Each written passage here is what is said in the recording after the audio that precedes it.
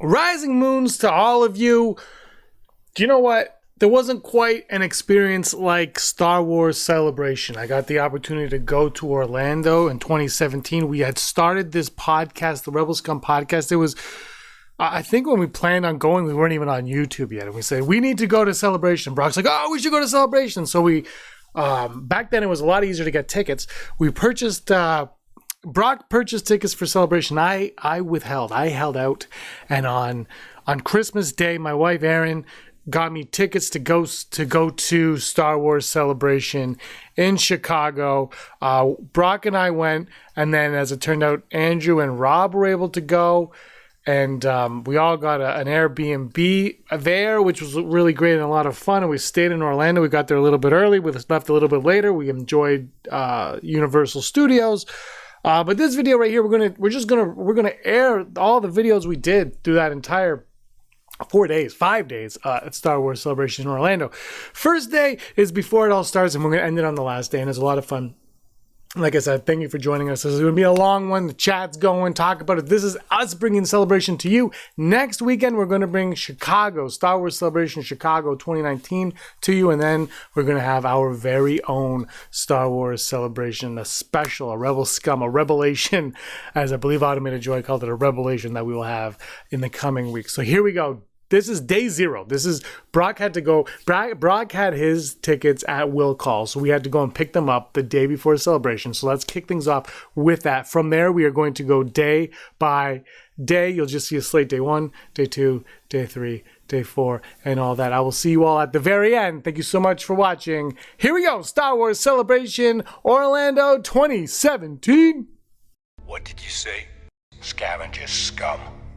Hey everyone, I'm Erin and welcome to Scavenger Scum, the show that brings you all the latest Star Wars news and updates. Tomorrow marks the biggest Star Wars weekend of the year. In fact, people are lining up already. Our very own Brock is at the conference center right now picking up his tickets. Over to you, Brock. Hi Erin, it's Brock. I'm on location and I don't know where I am. I think it's the convention center. I've been here for like 12 hours. It's really, really hot, but I think I found a celebrity over here. R2-D2, that's pretty crazy. Hello? Maybe later, I don't know. But yeah, lots of celebrities here. There's these cars. I think they're from the Dagobah system. It's really hot. Back to you. Will George Lucas appear at the 40th anniversary panel? What will we learn about Benicio del Toro's character in The Last Jedi? Stay tuned and don't change the channel. We're going to be providing live updates every single day and a detailed analysis. Check these out on all our shows: Vote in No Confidence, Unleashed, Scavenger Scum, and a brand new show, Flying Casual. Basically where we walk around and talk to all the Star Wars fans at Celebration. A special announcement, we are actually unveiling 4 new exclusive t-shirts exclusive to Star Wars Celebration. You can check these out at t-public/store/Rebel Scum Podcast. You can buy them now until Celebration ends this Sunday. That's it for this edition of Scavenger Scum. I'm Erin, and I am one with the Force, and the Force is with me. See you next time. What did you say? Scavenger Scum. Hey, Rebel Scum Podcast on location. I'm Brock. And James. And we're here at the Orange County Convention Center. We are officially, we've got our passes. I stood in line for an hour for my pass. But as you can see behind us, we got a lineup. This lineup is for tomorrow. For the 40th anniversary panel, is that right, James? That's right. Well, that's what they tell me. So we're going to interview one of these probably the first person in line. Sir, what is your name? My name is Ruben Ramirez. Ruben, how long have you been laying here? Since 9 o'clock last night. 9 o'clock last night. 9 o'clock last Tuesday. night. Today is Wednesday, correct? Wednesday? All right. And what mindset are you in right now to be ready for this? I just really want to actually see everything that Lucasfilm and the celebration is going to give us. Right. And the first thing, of course, is the 40th anniversary panel that everybody just says it's a must-see. We have to see it. Yes. So what How have you prepared yourself? You see this awesome. What would you call this? Like a hammock, almost? An inflatable It's an hammock? inflatable body pillow. That's Body what pillow. Yes. And how long have you been laying in this now? Well, going on 15 hours. Like, do you have enough food? Are people bringing you food? Actually, there's some pretty close restaurants. We can just walk over there, just grab food, and come back. Oh, right on, right Yeah. on. How many of the Star Celebrations have you been to? This is my 5th. Wow. Yes. Did you go last year? Yes. You can show right there. Oh, And then this one, and then they all go back to all the ones I've ever been. Wow. Yeah, these 2 big ones are actually fan days, Star Wars fan days. That were smaller, but these are all the ones I've ever been to. Very cool. Yeah.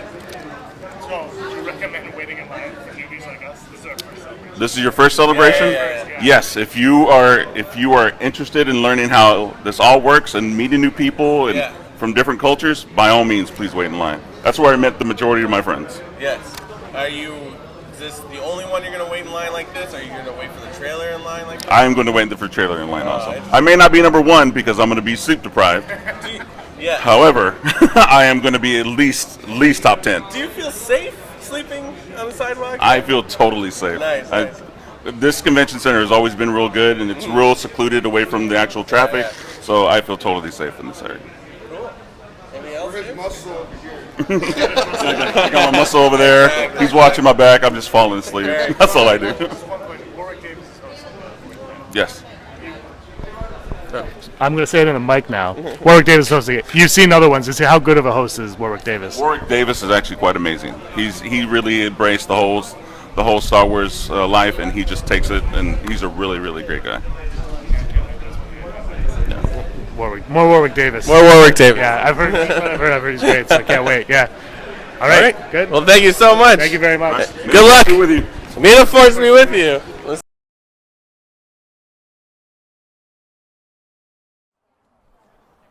Ready? Yeah.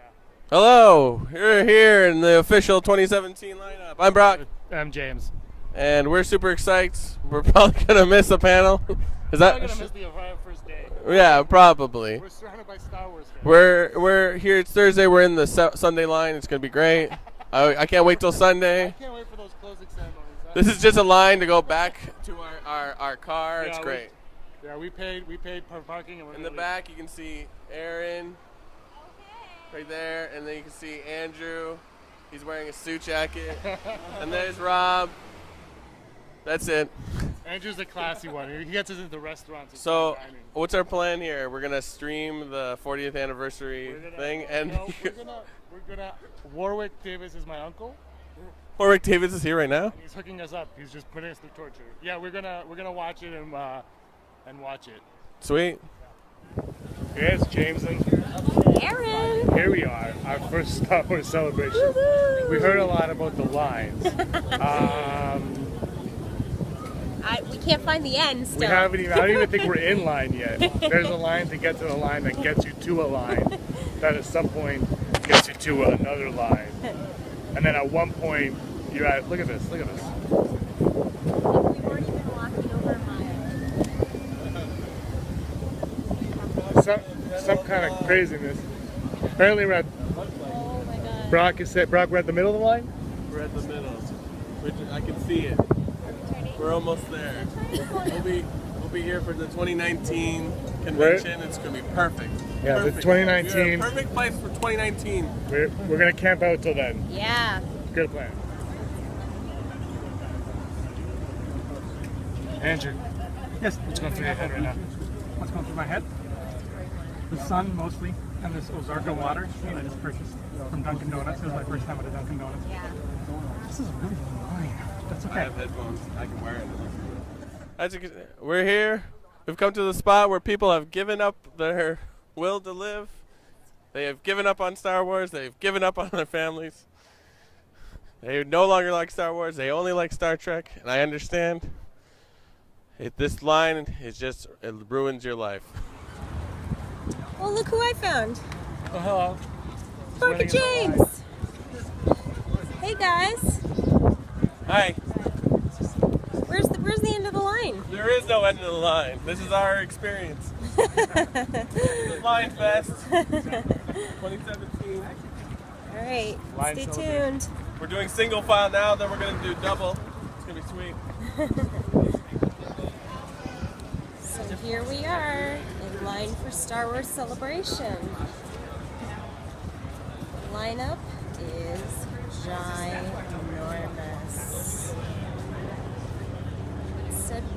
Said we'd give you guys real-time footage.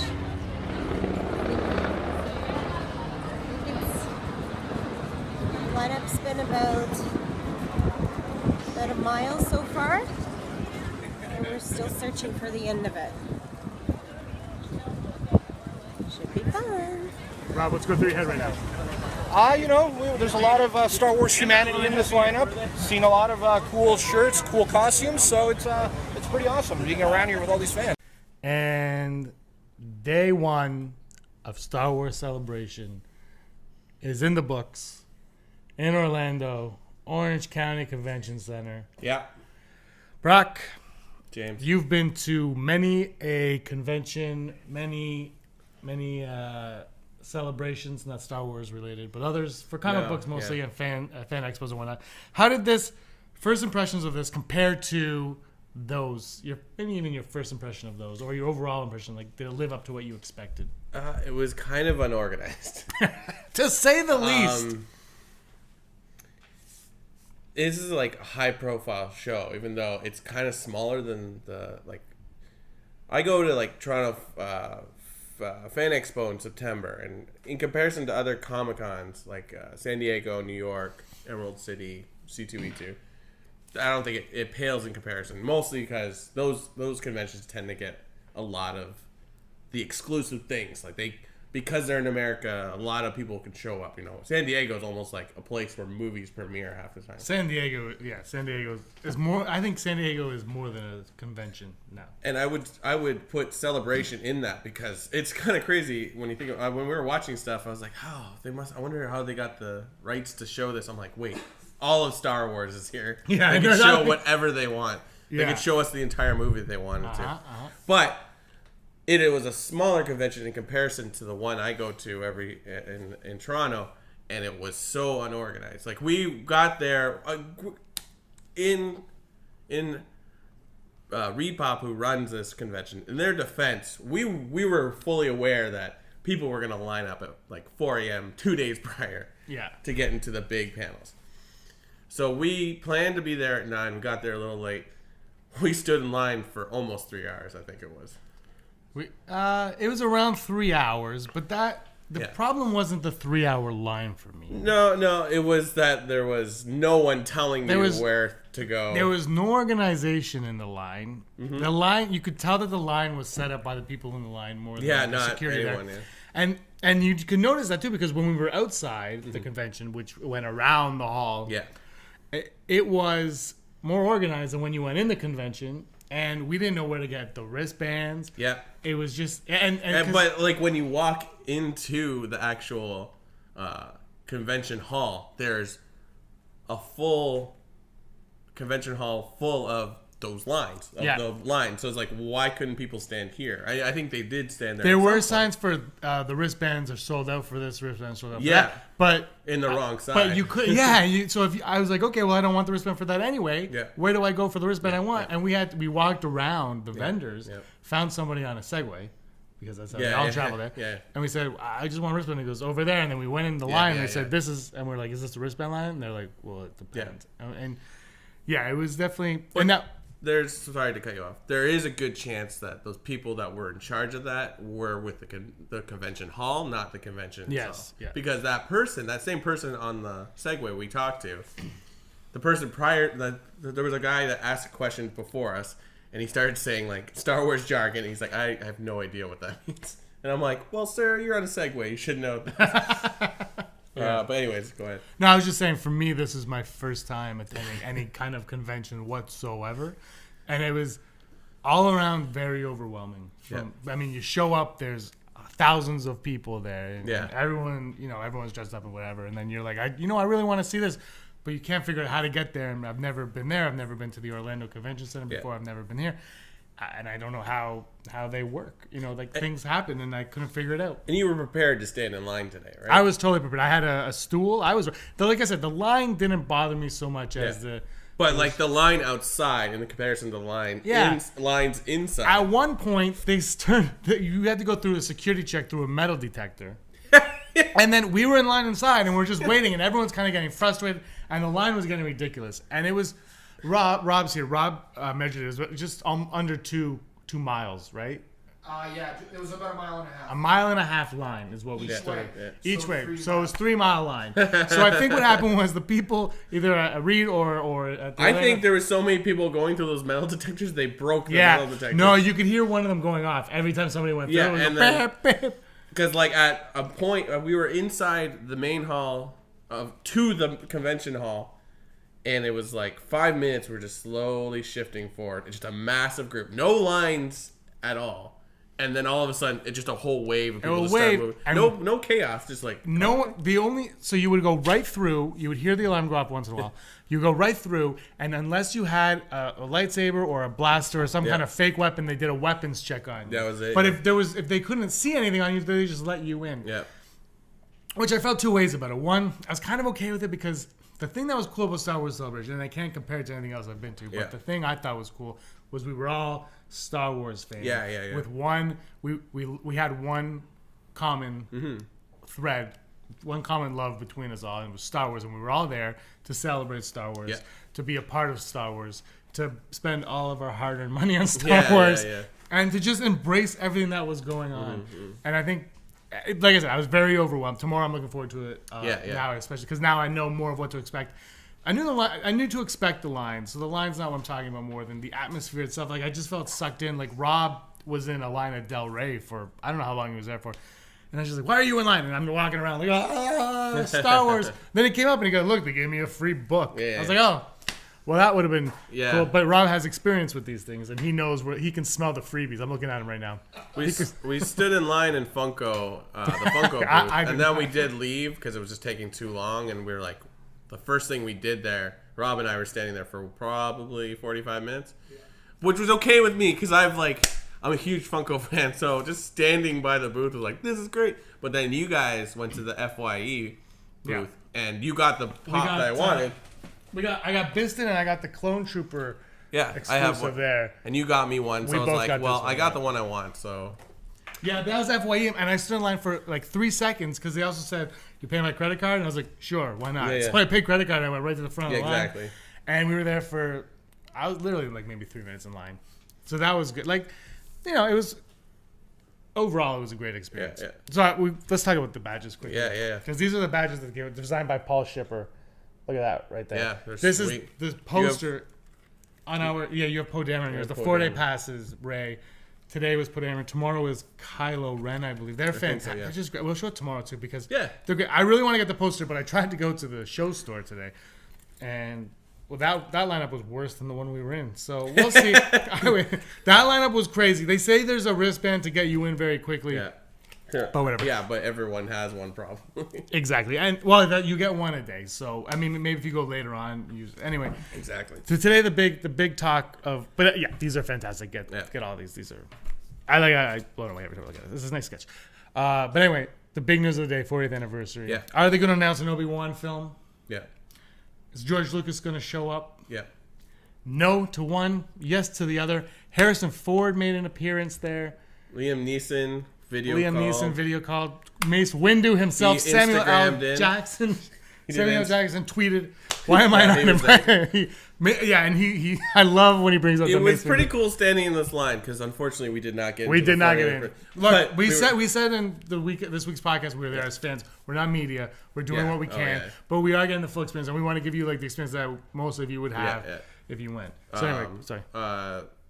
But it was cool because we were streaming it on Rob's phone, but then a whole bunch of other people were streaming it, so there's this weird echo effect. So I feel like I heard there wasn't much announced. And then I think the big surprise besides Harrison Ford was John Williams was there. John Williams came out with an orchestra.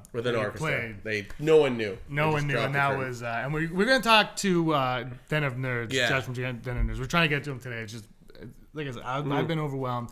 It's been crazy. He's been there for like a day and a half. he was in the live panel, and he talked to me on the phone after, and he went nuts, just nuts. He goes, "It was worse than I like." He was going crazy about it. So check out his videos on his channel too, because he's gonna be doing Star Wars Celebration the whole time as well. Yeah.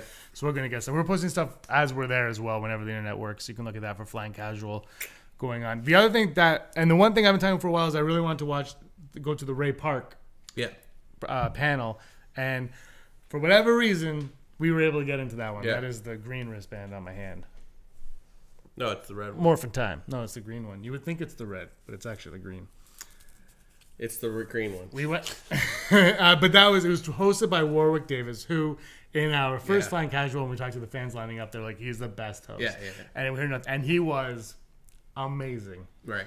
And apparently he's in that room all week. So it's like, we're going to get as many things in there. Everything he said put a smile and made you laugh. And the panel was fun. It was a good talk about the fact, which I'm a huge Darth Maul and Phantom Menace fan. So the whole thing, I was like, ah. But then at the end, they did audience participation.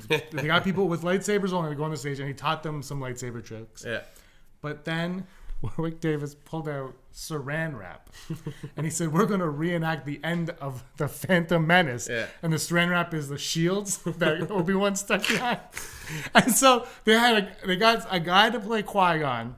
Warwick Davis was Obi-Wan, and Ray Park is Darth Maul. Yeah. But they have like these kids holding the saran wrap, and so they release the one, and Qui-Gon comes out, and he does a little fight with him, and then Ray Park kills Qui-Gon, and the guy went down and stayed down for the whole thing. But then Warwick Davis doesn't say anything and just runs into the saran wrap and gets caught in it.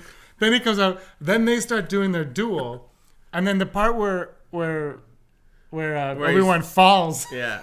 Warwick Davis jumps off the stage into the crowd, and just hangs, and then he's like, okay, now I got a lightsaber, and someone handed him a lightsaber. Yeah. And then he's like trying to lift up. How do I get up there? And a woman grabbed him, and they're like, "Don't touch me there, I'm ticklish." They tried to put him. There's a guy like threw him on the stage. That was really I mean, I think 3 of us videotaped that on our phone, so you will see it at some point. You'll see it maybe on Instagram. It was. And Ray Park had the double-bladed lightsaber from one of the fans, and he did all the flips and stuff. And it lit up, so they dimmed the lights when he did it too. It was that panel was so much fun. Yeah, that was just I was so we didn't get into the 40th anniversary. We were disappointed, but then this one just who cares? Yeah, no, that's fine. Who cares? But we are going early tomorrow. We're going early tomorrow because the Last Jedi we can't miss it. We're going to record our reactions to it immediately following the trailer if there's a trailer. Yeah. If there's no trailer, we'll give you. We'll mention something. That'll be crazy if there's no trailer. Could you imagine? Just a sizzle reel, guys. We gotta do reshoots. I would still go for a sizzle reel, but they did show a picture today at the 40th anniversary, I believe, of Leia in The Last Jedi. The first images of her in the film. The little pieces were given out the 40th anniversary. You can watch everything on StarWars.com or the Star Wars YouTube channel, which we went to the Star Wars channel YouTube page stage today. Yeah. You remember in Funko at the time when I went there, and we got there and we're just kind of hanging out, and Andrew was like, "Oh, I want to see it. I love them." It was exactly like that. Yeah. But I was like, "Yeah, this is cool." And then I saw this giant Rancor, and I love Jabba. I see Jabba, and I'm like, that was what I saw getting put together on Instagram last night. Yeah. So I'm like, I have to go to this Rancor. So I walk away, and Aaron's like, "Where are you going?" I'm like, "Rancor." So I walked over to the Rancor. Andrew follows, and we're all kind of, like I said, overwhelmed. I don't know if Andrew was overwhelmed or not. Yes. Andrew was overwhelmed, but I'm overwhelmed, and we're just kind of staring at the stage, and then they come out, and I'm like, "This is where Bring Back Teak came from," and we're watching it, and all of a sudden, all we hear is, "It's been worth the wait." Here's George Lucas, and there was this dramatic pause, and we're like, "Oh, he's joking." And then George Lucas walks out. Yeah. And then all of a sudden, and Harrison Ford walks out. And we're like, what? And they had a really cool conversation where they talked about Star Wars and what it meant to them. And you could see, you ended up showing up. Yeah, I was on the other side. Yeah. And all I hear is someone looking the other direction. And I'm walking away from there. And they're like, George Lucas. I turn around. I could see him from 50 or 100 feet away. I'm like, oh, shoot. The staff. Everybody started rushing into the thing. And we were right front row behind the Rancor because I wanted to look at a Rancor. I was so close to where you guys were. Yeah, I know. It was so fun. But the staff there had no idea either, because the staff was like, "It's George Lucas! Oh my god!" Like they're going crazy. Everyone's going crazy. Here's support. Then they leave, and then they call it Kathleen Kennedy, and she comes out. But so the one thing with George Lucas that was really cool was you could see he really like the fandom. Actually, you could see that it actually meant a lot to him, because he smiled a couple times, and when people cheered, he put the mic up to hear them cheer. Yeah, that's right. That was fun. What did you get from that? I couldn't hear anything. We could see Harrison Ford's back. Wherever they shot him, I tried to see if I could see myself in the background. We were really close, and we had no idea. It was Kevin came out. So that was cool. I think that was the first moment of the day where it was like, oh, this is why we're here. Yeah. Like that was like, okay, this is a real thing now. We got this. Like I feel like I would almost hang out in that area. We will. Most of the Look day, for us. We'll like, be wearing cool stuff, man. We'll be wearing shirts. Someone will have a shirt with this on it. We will be wearing a black shirt. It will stand out. I know some of you have looked for us. And also, those of you that have come and said hi to us, thank you very much. We really appreciate it. That's fantastic to see you. But the Star Wars show, oh yeah, that's right. I wasn't there. But somebody recognized us. A few people did, yeah. That's it was great to see. So yeah, we're gonna be at the Star Wars show stage a few times for sure. Oh, for sure. Yeah, and if you see us, come say hi. We also got to do the music of Rogue One, which is a talking point of controversy, I would say. People either love it or hate it. Andrew saw the movie, did not like the music, and I said, listen to it again. He goes, "That's my favorite score of all time." Yes. Rob doesn't hear music notes. He's music deaf. Rob's not too crazy about I'm it. face blind, and Rob is music deaf. I like the score, but I don't like it as a Star Wars score. And Aaron, I know what it is. It was just making sure. Nobody can see that we're talking to you. I have any idea. And Aaron feels like the theme itself is weak.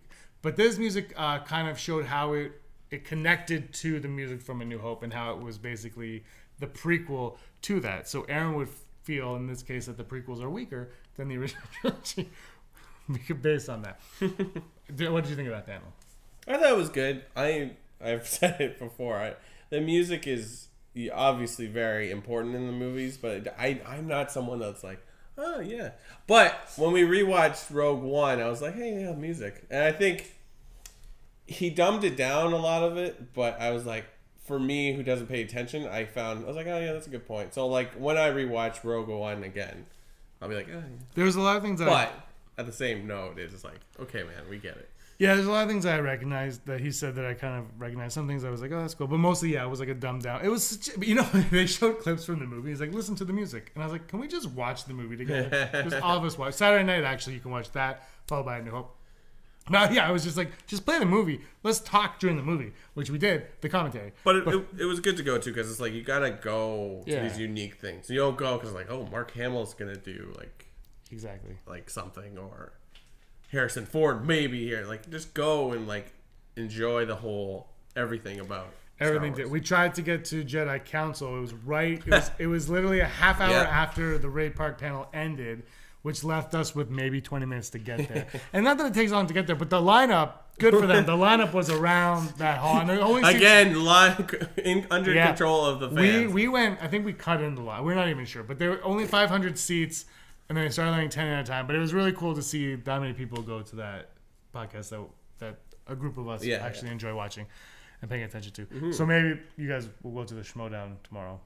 Yes, yeah, we will. We won't get in. But we're gonna do a recap tomorrow. Yeah, for sure. Today inside, Funko was a nightmare, but still cool stuff. You got a picture with giant Chewbacca. Yeah, that's kind of what I'm more. But I mean, lines aside, the stuff they had there was pretty cool. Yeah, like you could get the Smuggler's Bounty boxes, the last 4 for all the same price, $25. So I have that. Wow. Yeah, that's some.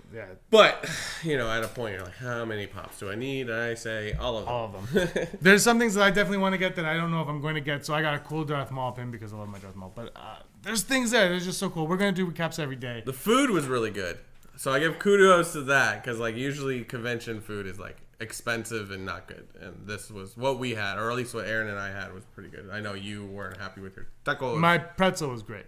Your pretzels were fantastic. I got a pretzel. It was fantastic.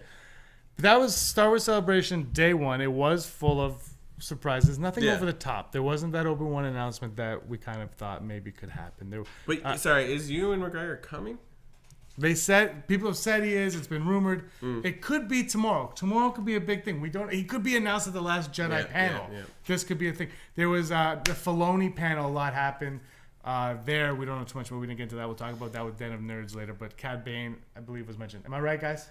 Yeah, Cad Bane and versus Boba Fett. Yeah. Cad Bane versus Boba Fett for Rebels. Oh no! That was for the Filoni panel. So it was just a short. But that's for Rebels, though, or was that just it was not related to Rebels. Apparently, there was a Cad Bane versus Boba Fett. Can you watch that online? I don't think it's been posted. We don't know anything about this, but Den of Nerds, Den of Nerds. He might actually have it. We're gonna actually share our celebration videos on each other's playlists, so we could check those out. I want to refer to Josh as Don because Den of Nerds. Den of Nerds. Okay, tomorrow is day 2. Last Jedi. Brock, before we end, predictions for tomorrow's Last Jedi panel. And you can't, not like above just the trailer. Like, what could we see in the trailer? Is anyone going to come out to surprise us? Because isn't most of the cast here? Like the main 3, weren't they supposed to be? I thought I saw pictures of them. Probably. So we're going to see that. I think it's not going to be a teaser trailer. It's a full trailer, apparently. It's going to be a full trailer. Oh, sorry. What's the question? What do you think I expect? Yeah. Do you think, or do you think that there's an actual trailer? No. What are you thinking is going to happen for tomorrow's panel? What any surprises? A lot of any surprises? Nah. I feel like that's kind of, I don't know if I don't have an answer for that because I feel like everything is going to be a surprise. Well, not really. Like if they're like the trailer has Darth Maul in it, that's a surprise. If the trailer has Rey in it, that's not a surprise. Yeah. I guess the surprise that we keep thinking about is like maybe Hayden Christensen might appear in this. He's doing his autograph signing during that panel. No, but I mean like he might be in the movie. But you think we're gonna find that out tomorrow? I don't know. That's the thing. I feel like that's something. He was embraced with an ovation or like a loud applause. Yeah. Some people took issue with it. Some people didn't. I thought it was great, and we called this. You're not gonna boo the guy. Yeah. Of course, you're gonna cheer him on. I'm a huge fan of the prequels. I'm a huge fan of his performance now.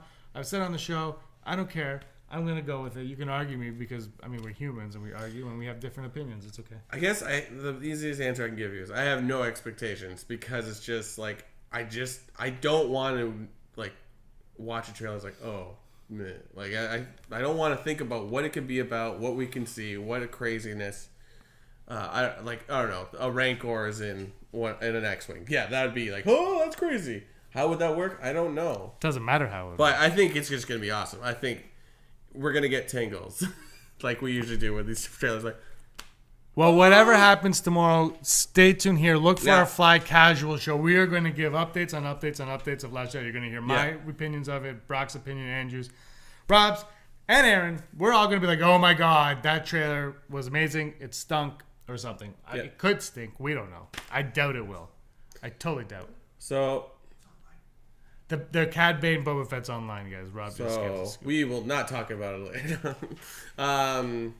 So follow us on Instagram and Twitter because that will be up-to-date stuff. We'll be constantly posting something like that. Twitter is Rebel Scum Cast and Instagram is Rebel Scum Podcast. Yeah.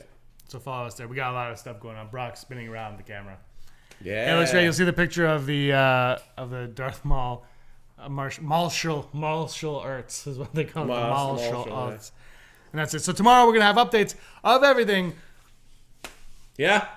Until next time, may the force of others be with you. Bring back Teak. Yeah.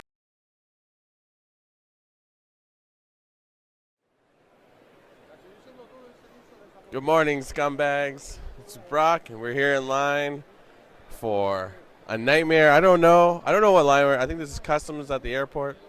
We're actually in line to get in the exhibition on Friday at Orange County Convention Center.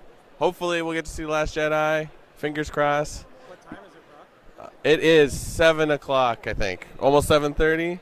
I'm really tired. I'm seeing a lot of colors. But anyways, we're hoping to see the trailer. Here's James. Hi, James. But But we will for sure be going to the making of Rogue One, a Star Wars story, and we are going to Mark Hamill's tribute to Carrie Fisher. So we will keep you up to date on that. Obviously, if we do see Last Jedi, we will be doing another video. Fingers crossed. And Andrew and Rob are going to the Collider Schmodown or whatever it is. So we'll interview them on that too, and hopefully we'll see a lot more. Yeah. So we'll see the trailer. Let's hope.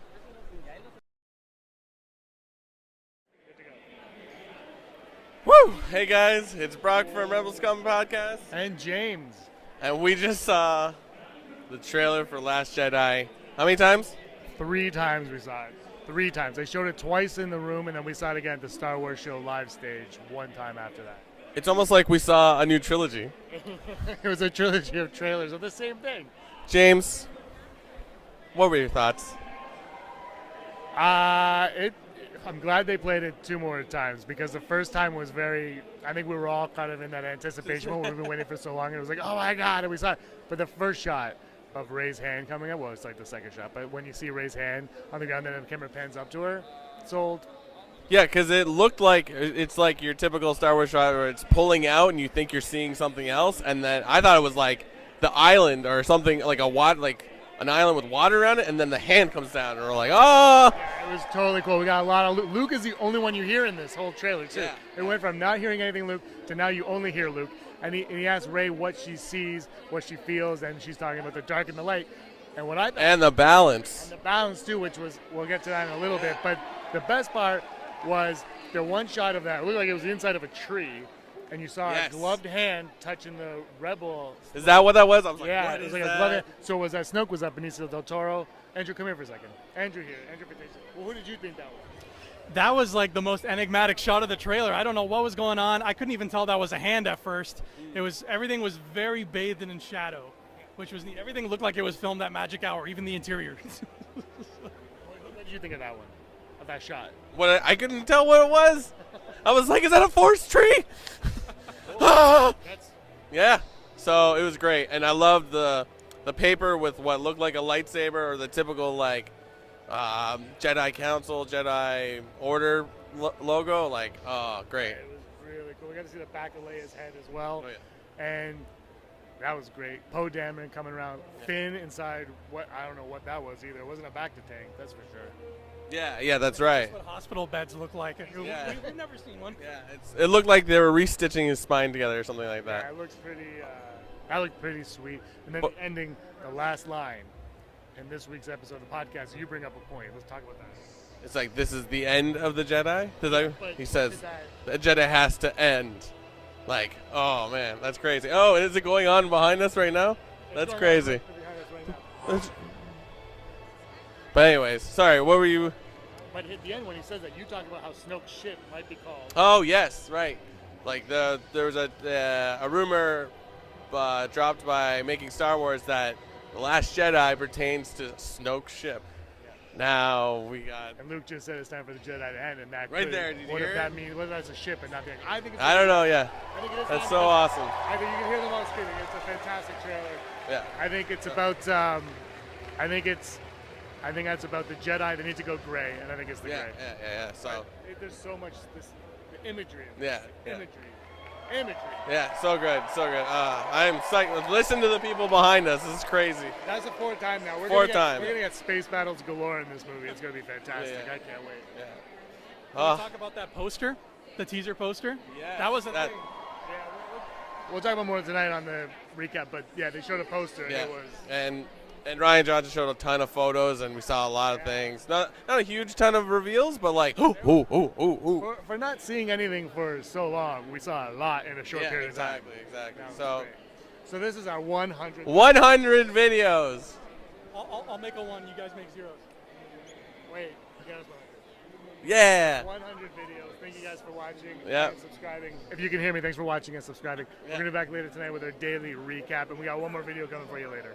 Yeah. All right. May the force be with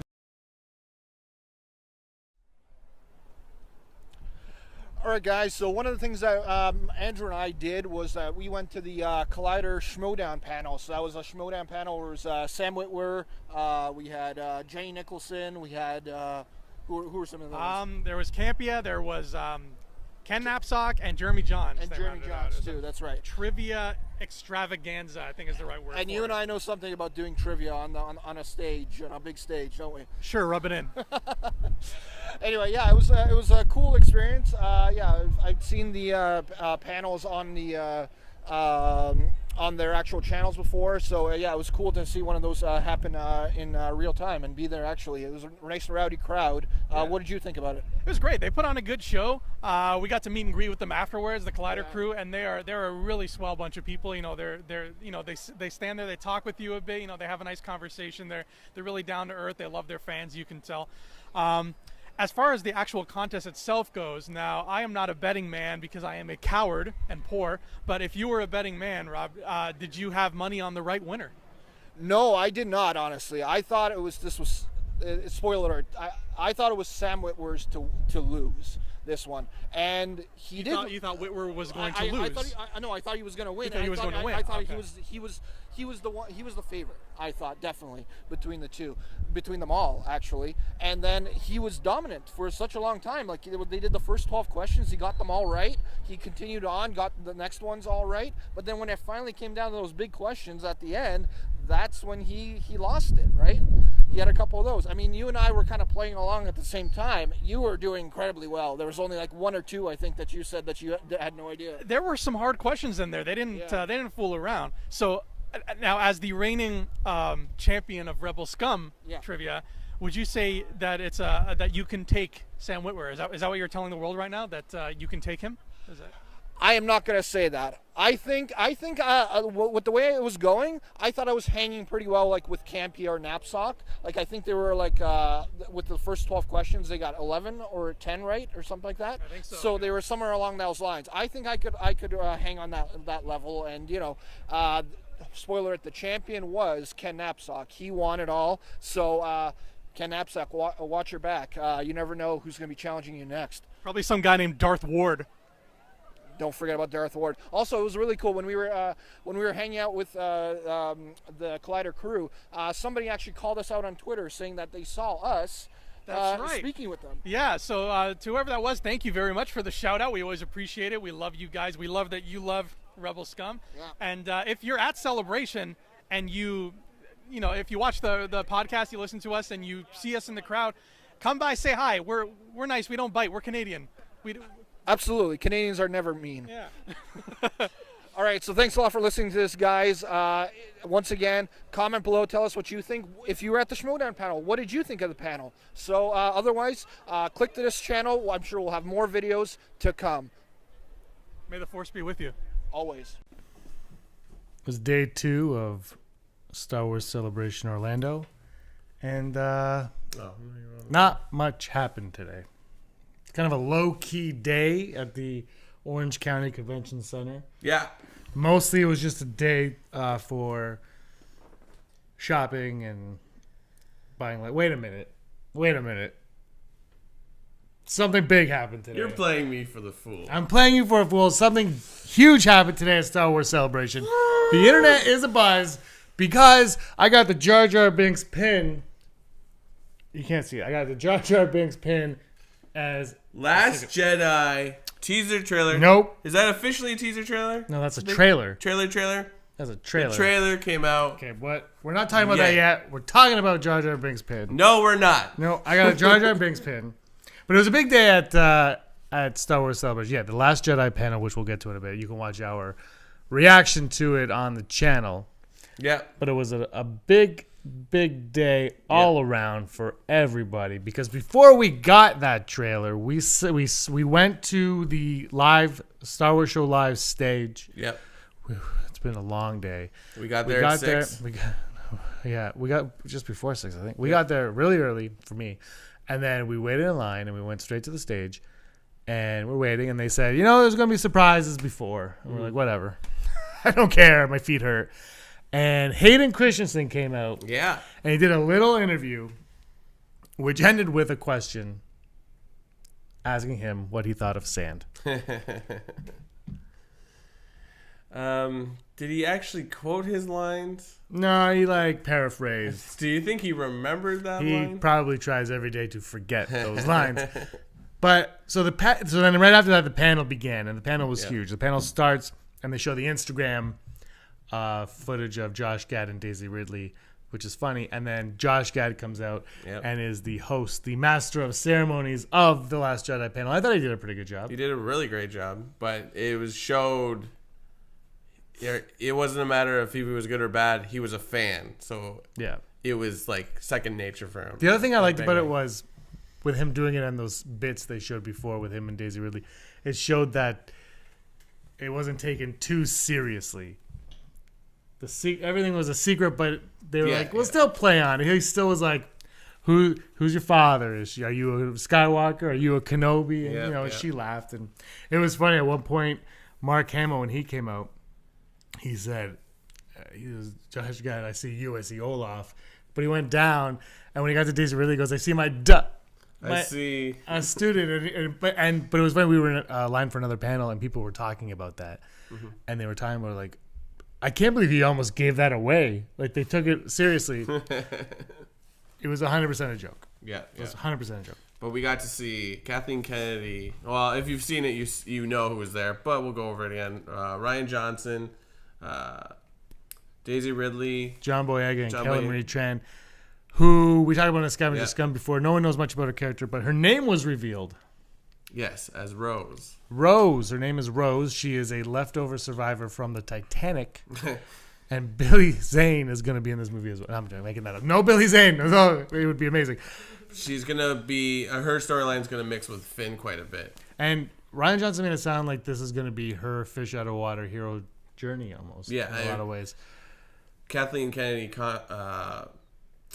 complimented Rian Johnson for his writing style, that he knows how to write independent women. So we're going to get some strong female characters. But I think we all kind of assumed that because that's been par for the course for most of the new regime. Well, yeah. I mean, Leia's she was one, but it was a big deal. So Leia was that was a great panel. Yeah, Rian Johnson came out and they showed a lot of his stills that he took. If you haven't seen it, you gotta check this panel. It showed a lot of stills, and it was our first glimpse at images, really, of everyone in this movie that we have not seen before.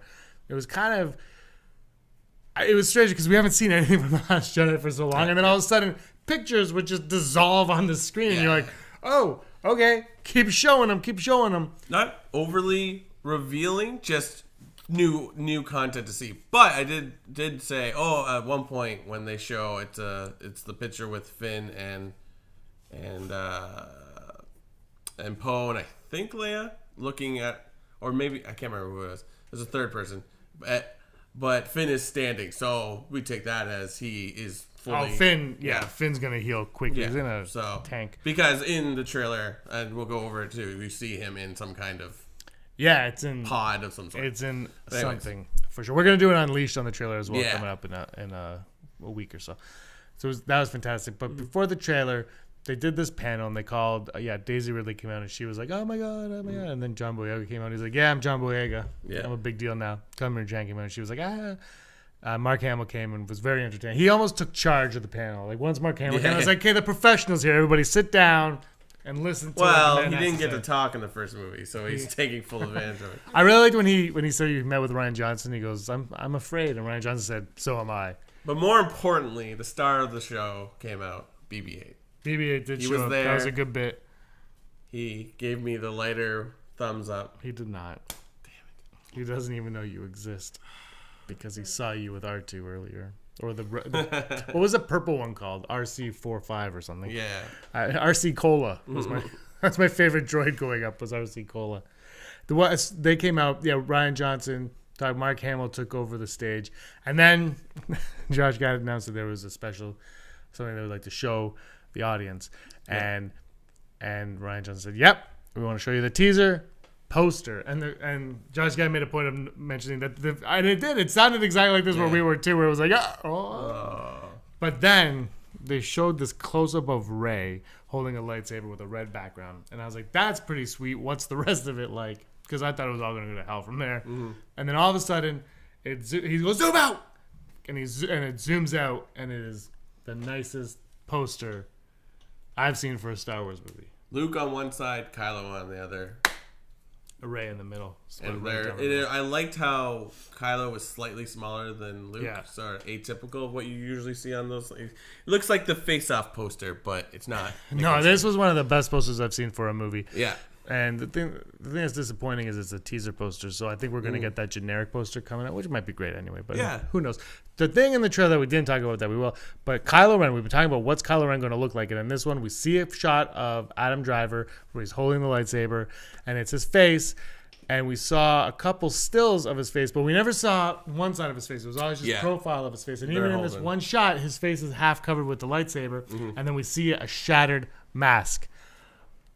Guys, Andrew Fantasia's here. Or Rob's here. Got some breaking news. Rob got some breaking news. Aside from the lightsaber battle, space dogfights, now it looks like director Rian Johnson will contribute his own distinctive planet, which can be seen in the first teaser trailer for Star Wars.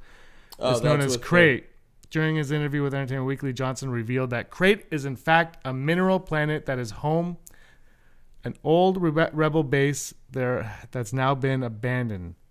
As an old rebel base on that planet that's been abandoned, ends up playing a key role in the movie, while also revealing that the Resistance skimmers seen in the trailer taking the First Order walkers are a sort of rapid response team.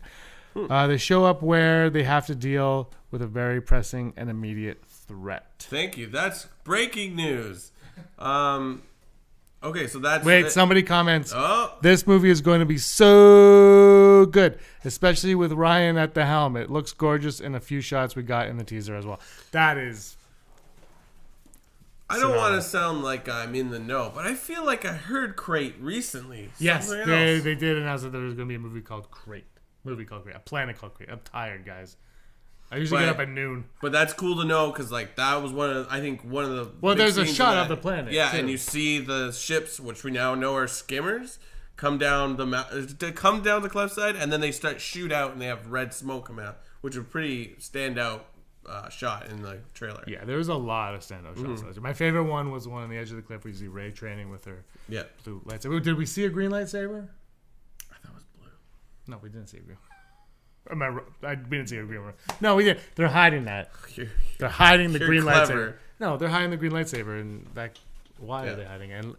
And now, okay, we'll talk about it later. Let's move on because the trailer was phenomenal. It was awesome, but the panel itself was It was good. It was awesome. It was nice to see because we've seen so little from The Last Jedi. We weren't even in the room, but the atmosphere at our stage was just as good. Plus, there was a TIE fighter behind us. So. And they gave out pins and T-shirts, and Hayden Christensen showed up. And so Sam Witwer. Sam Witwer was on the stage. Ashley Eckstein was on the stage. I think a few others showed up, peeked their head out. We didn't hear them talk, but they were there. No, but they hung out and they were like, "Hey guys," and they didn't actually say that either. Yeah. But we were all there. It was a great experience being with all those people. We were right beside a TIE fighter where someone. Actually, the best part was when Hayden Christensen shot T-shirts out of the blaster cannon. That was phenomenal. These are things you can't get anywhere else. No. But everybody in the main panel got that freaking teaser poster. Yeah. So I guess it's worth staying up overnight for a $20 poster. There was a table that was selling those plastic sleeves that you put posters in to keep them flat, selling them like hotcakes. Everyone came there from that panel. It was like, posters are like, oh, they're from the thing. So. The good news with today, too, was unlike yesterday with all the disorganization, that today when we showed up, we got a message. If you had the app, you got a message saying, there's a second entrance. We have opened up a second entrance. Go there and you'll get in. And we did that and we went in and we still didn't get wristbands, but we did it. We went in and we got right into the line to get into the main hall. Yep. We did it. We got in. Rob got his speedy pass to get into the store today. Because you can't get in the store with us. I don't even know why people you spend a whole day in line. Like we're already in lines, and then you're spending all day to be another line. The other thing we got to do today was we got to see the Rogue One behind the scenes panel. Yeah, very cool. Which for some reason was like 15 minutes delayed or something. I don't know why. They never really explained. They were just like every time they talked about something, they were like, "We're behind. Let's rush it." It sounded like they had an audio issue at one point, but who knows? I'm not sure what happened there, but that was awesome. John Nolan, Doug Chang, and Matt Wood, and everything. That was a great panel. I thought. I really enjoyed watching all those stuff. Is any of that stuff in the? Well, you only have the digital copy of Rogue One. There are behind the scenes. Some of that stuff is on the. It's very cool just how they accomplish a lot. And you weren't allowed to take video in there, but you were allowed to take pictures. Cool. But you were. Radis scene where you find out that all Radis' ship is fake. Yeah. That was released online, I think, a week ago. Yeah, because you told me that. Yeah, so I watched really it. neat to see. I couldn't believe it. I was like, and then I just in the 10th of floor, everything in that cockpit is fake. Yeah. The buttons are fake. There are little lights. Like it's just like the hallway is practical. That's it. Yeah, and I love and there's gonna be a vote of no confidence with Andrew and Josh from Den of Nerds. CG versus puppet. CG versus practical is really what it will be. And that's gonna be. We won't tell you who's taking what side because we're gonna do a live coin toss when that happens. But yeah, I'm telling you, it's gonna get heated. It's the fight of the century. It is. It's gonna be fun. But we've been bringing you coverage all day. So if you check it out, please check it out. Yeah. What else was today? There was nothing bad happened today. I thought there was no negative vibes. Waiting in line for 3 hours in the morning was probably the worst part, and just figuring out which line to get in the building. Yeah, but with what we saw in the first panel, and we were what? 5 people from the stage. Yeah, we were like if we really wanted to, we could have been right at the stage. Easily, yeah. And we heard everything. So once we got to that point, we were good. Plus, they threw out stuff like you said, and we got a cool enamel pin of the mouse droid. Yeah, the mouse droid. Which I believe it's like CH-ZZZZ, which I think it's just supposed to be cheese. It's got exclamation point, exclamation point, exclamation point. It was awesome. I love them enamel pins. Anyways. Yeah. Then how did we spend the afternoon? We separated in the afternoon. We walked the halls. Yeah, what did you do? I guess while I went to the Funko panel, which was a room with me and a bunch of people that really like Funko Pops. Kind of very interesting, very informative. Talking about how like Star Wars Pops like went from 10 different characters, or like every year they would like put out like 6 or 7. And then this year, they put out 67 Star Wars Pops alone. And then next year, they're expecting. Do you feel like they might be overdoing it a bit? Big time. Good. I'm glad we're in the same boat. But I got the Smuggler's Bounty rope. Yes. Today. That's Chopper. That's what I did. You know what else I did while you were gone? I went to Del Rey's booth. Right. Is that what you did? This is all I did. I didn't do anything else. I just went to Del Rey's booth. I waited in line. I just went into Del Rey's booth. Nobody was there. Yeah. And Rob told me you can get a free sampler, and I went, and it's this. Look at that. It's a Like that's a sampler. It's a bunch of. It's like the first chapters or something like that of a bunch of books. And I've read most. Really cool idea. I'm actually looking at it now. I've read most of these books. It's Bloodline. I looked at it myself. It's half Star Wars stuff, and then the other side is half fantasy stuff. It's half fantasy by Del Rey. Yeah, and published by Del Rey. Life that's there, which you can watch our review of. Yeah. A Blade Squadron. That looks interesting. So there's there's a lot of. No, what the best part is. Yeah, is this bookmark. Is the bookmark. That was the last bookmark, actually. It says, "I find your lack of books disturbing," and then on the back, which Andrew liked a lot, is the checklist. It's colorful. It's colorful. Very colorful. But you know what struck me the first time I did, because I read it in the Thrawn book. It's at the beginning of every book. Yeah. Here, right? Is on the Thrawn book when you look at it. Where is is it not here? Guys, it's not here. What's that new one called? The Phasma one? No, the Squadron. Inferno Squad. It's not on here. Inferno Squad actually takes place after A New Hope, which caught me because I thought it would take place like maybe the same time as New Hope, so they put it before, but it actually takes place after New Maybe Hope. This is an old. Well, no, it's 2017. Well, yeah, this would be the newest one. Maybe it's an old sampler, but no, yeah. I'm hoping tomorrow to check out. They have, I think, on the Star Wars live show stage, they have Timothy Zahn, Chuck Wendig, and a few others there that I'm kind of hoping to check that out. But that was cool. I walk around. I don't really know where to get the free stuff, so I got one free thing. You got some cool. I got some cool free stuff at this Funko thing. They gave us lanyards, so like the pop versions. One was like Darth Maul, Kylo Ren, and then BB-8. I grabbed the BB-8, and then I guess the collector section of the convention is giving out Star Tots, which are little metal characters from Star Wars, and the idea is to go to the panels and they hand it to you at the end, and then you go to a room and meet other collectors and trade the ones you don't have or the ones you want. Yeah, I was like, oh, cool, and now I'm hooked. I'm going to be hooked tomorrow because that's where I'm going. So, yeah, very cool. Definitely a better day. Yeah. Well, we capped it. Then we all met up, and after Erin got her massage, we all met. 15 minutes. And you guys went outside for a bit, too. We went outside for a little bit. It was, we took some, I think I saw the sun for about 20 minutes today. Yeah. Actually, I was surprised at how many people went outside. I was like, this, wow. It was nice outside. Yeah, and you saw, there was some cosplayers out there. I'm like, you're brave in the heat right now, dude. You're brave. But we met up after, and we were lucky enough to get the green wristband here. Oh, I already took mine Which off. is the, you can't even see the color because of the, anyway. We went to go see Mark Hamill's tribute to the late Carrie Fisher. Yeah. And he was in the first panel. He changed. He wore all black and that one. He changed to some nice baby blues and black pants in this one. Yeah. And he came out. Warwick Davis was sort of the host. He came out. It was weird. They had someone introduce Warwick Davis. Yeah. And then Warwick Davis came out and introduced Mark Hamill. And then Mark Hamill sat on a chair and talked about Carrie Fisher for an hour. Yeah. It was great. It was really... And we missed the 40th anniversary panel where they showed the Princess Leia, Carrie Fisher... Tribute video, thank you, and he showed it again. So I was like, oh, great. So we got to see it.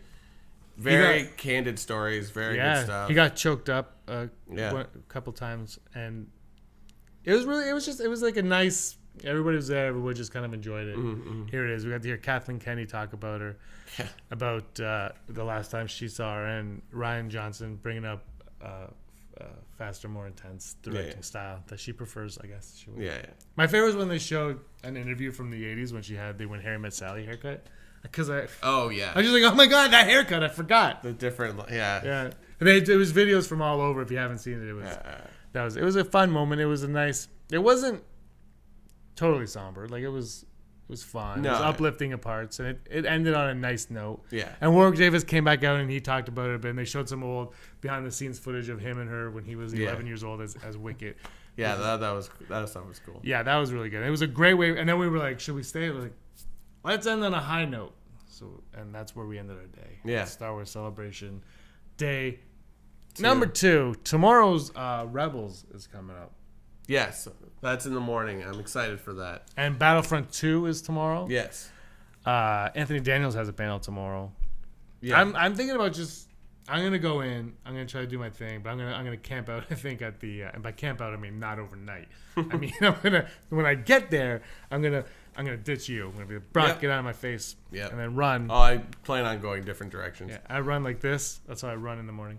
And I'm gonna go to the Rancor at Jabba's Palace, which is the Star Wars live stage, and I'm gonna hang out there. I think. Yeah, that stage is the best stage. Anything that's gonna happen it's gonna be revealed there. That's something that yesterday I think we found out later on, but now we know. Yeah. And then they have extra bonus stuff happening, which you can watch on YouTube at Star Wars channel like the entire time, StarWars.com too. Like you can just watch it. But we spent money, so we're gonna watch it there with a lot of people. But I'm gonna try to get the rest of my suit. I got Jar Jar Binks.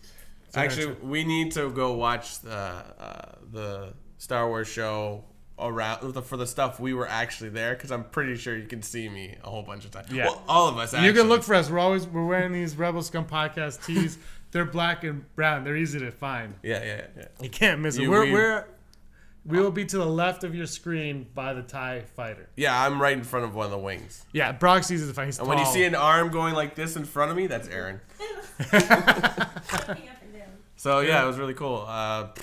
This convention, I still think there's a organization issue, but like this has been awesome. I mean, it's smaller, but it's a small convention, but at a grand scale. Yeah. You know, like you go to these things, and you're like, wow, like we saw like all the major people so far. Yeah, that was in some form. We were talking about it earlier, like. I wanted to see this, and we missed that panel, and I didn't do that. Yeah. And then all of a sudden, George Lucas and Harrison Ford show up, right, like 5 feet away from us. Yeah. And then today, Hayden Christensen shows up, and he's like literally right, 20, 10, whatever feet away, and you're just like, oh, this is everything that I wanted to see is happening now. And it's really good because they know that not everyone's going to get into that panel or to that panel, or you can't go because you have this scheduled at this time. So they kind of bringing it to you. Yeah, it's crazy. A couple extra bucks spent on signage. Yeah, that's it. That's really it. That's it. To this morning we were walking in. We went in the far entrance because that's where we parked. And we go in the far entrance. And Brock's like, why aren't there signs?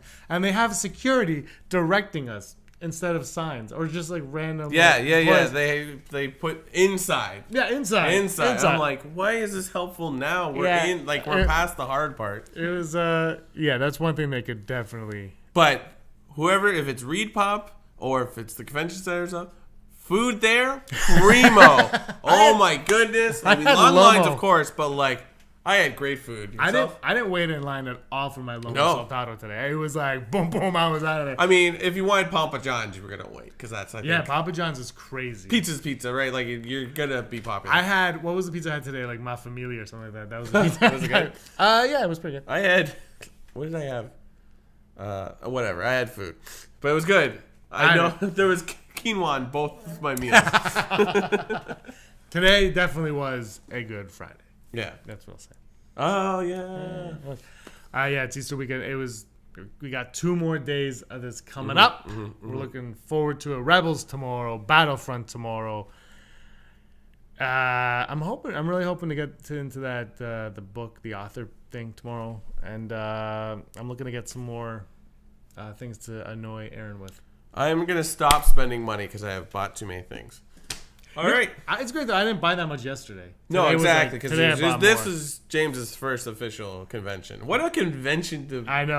I know. Start it all off. I like yesterday I was like, I don't know what to do. And today I'm like Del Rey. Funko. When I went to Funko, there was no line. It was like I got this. We will wait until 2:30. All right, guys. So that's it. We gotta go. We are exhausted, and we gotta wake up at who knows when to get into Rebels. Hopefully, we get to see some Freddie Prinze Jr. Some. Yes. What's his name that does Zeb? I'm a huge fan of his. Joe something. Stephen Bloom. Great. Congratulations. Hey, bub. He did Wolverine also. I'm a huge Wolverine fan. Yeah. There's a lot of people. It's Rebels. Dave Filoni's going to come out. Is Cad Bane going to show up in season 4? Yes.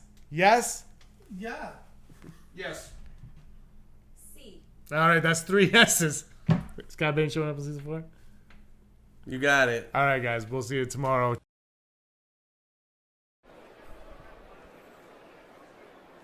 Happy Force Day, scumbags. I'm Andrew, and I'm here with. Rob McDonald. And guys, we are bringing you a brand new show on Rebel Scum Podcast. This is I Rebel. And welcome to I Rebel. What's I Rebel all about? It's about rebels, right? That's right, Rebels. That's a part of the title right there. It's about the cartoon that we all know and love, the most orange cartoon ever made, Star Wars Rebels. And we just got out of the Star Wars Rebels panel, which included a sneak peek of season 4. What are your thoughts coming out, Rob? Like, we're still vibrating from this. What do you think? I know. I mean, it really all started off with the buzz just when the cast came out. And I think when we saw Dave Filoni wearing that shirt, the Ahsoka Lives ? Shirt. So I think it all started off there. And then so forth. It's just with the constant reveals as to who's going to be in the season and whatnot. You know, they gave out the fact that Mon Mothma's going to be coming back again. Forrest Whitaker's coming back playing Saw Gerrera, including his good old friend. Two Tubes. That's right. Two Tubes is coming back. Two Tubes is coming at Rebels, man. It's pretty awesome. So, and on top of that, we also got the trailer, and we also got something else that was really cool on top of that. Yeah, we got what a panel this was. Yeah. We got to see, aside from the trailer, which was pretty cool, we got to see the first episode of season 4 of Rebels. It was called Heroes of Mandalore Part 1. What do you think the odds are that there will be a Part 2? I think less than 10%. No, there's definitely 100% part 2. It ends on, we're not going to give spoilers to that episode. Obviously, you guys want to see it for yourselves. But it ends on a cliffhanger that, we got to wait several months. At least you guys, when you get to see this, you only have to wait 1 extra week to find out what happens. We're sitting on this for a while. Yeah, it must be nice, jerks. I'm just kidding. My favorite part of this panel, maybe it's just me, was the announcement, the official announcement from Mr. David, the Cowboy Filoni himself, that season 4 of Rebels will in fact be the final season of Rebels. Rebels is coming to an end. How did that make you feel? Well, I mean, it was right down like you kind of felt it was coming, but he took the mic and he's like, okay, I got to go on a summer note. And you could feel the tremble in his voice, like hear it a little bit there. Yeah, it sounded like he was almost choking up a little bit, didn't it? Well, yeah, I mean, he spent 4 years making this show, and who knows how long before that prepping the show. So this has been his baby for a while, right? And, the fact that he said it himself that with this, at least he gets to go on his own terms, right? Like Clone Wars kind of got caught up in the whole, like, Disney purchase this, and he never really got to close it the way he probably wanted to, right? But here, he at least gets to close it the way he wants to. And I mean, the thing that's very optimistic that he did say is that something's coming, right? We do know more animation is coming, so that's going to be the cool part as to what this next project is. That's going to be the interesting thing, I think.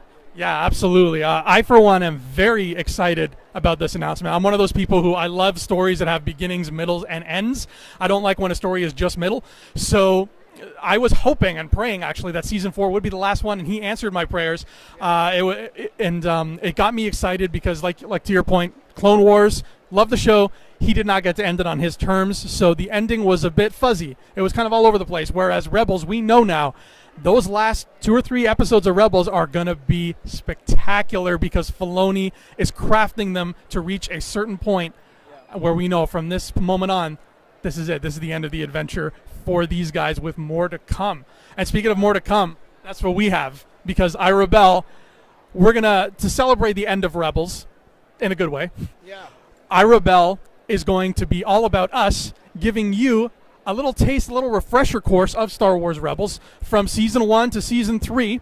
We're going to be going all summer long. We're going to review some episodes in chunks, talk about them, give our thoughts, maybe take our shirts off a little bit. A lot of stuff to get nostalgic about, for sure. Yeah, absolutely. Yeah. And we'll be covering that all summer so that by the time September rolls around and Season 4 premieres, we'll be giving you day-by-day reviews of Season 4 as they happen so you can watch it along with us. You can take your shirts off, too, if you want. We're not going to pass judgment. What do you think, Rob? I'm not taking off my shirt. Party pooper, be that way. But we'll look forward to seeing Rebels with you guys, and we hope you look forward to I Rebel because there's lots more coming. It's going to be fun. May the Force be with you. Always. Hey guys, welcome to Star Wars Celebration Day 3 here in Orlando, Florida. Today I got a chance to check out Battlefront 2, which could also be known as Battlefront 2 Inferno Squad.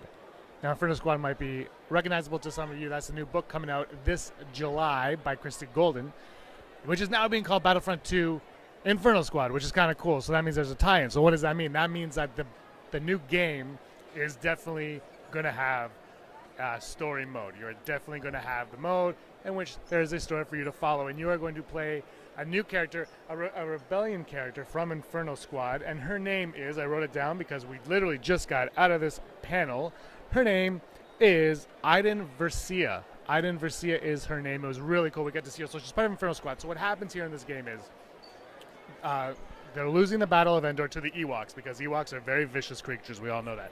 They're losing the Battle of the Ewoks. So the Empire has sent an Inferno Squad to take care of business. But pretty much as soon as they get there, the Death Star blows up. And now Iden Versia decides to take it upon herself and, I guess as a group, to rebuild the Empire. Now this is their story of how they get there. And this is taking place between Return of the Jedi and The Force Awakens. So we're going to find out how we got from A, how A gets to C, I guess. This is the B in between those two stories right there. And in the story mode, you'll get to play Luke Skywalker and Kylo Ren. They wouldn't tell us who else you could play, but those are the big two that you could play.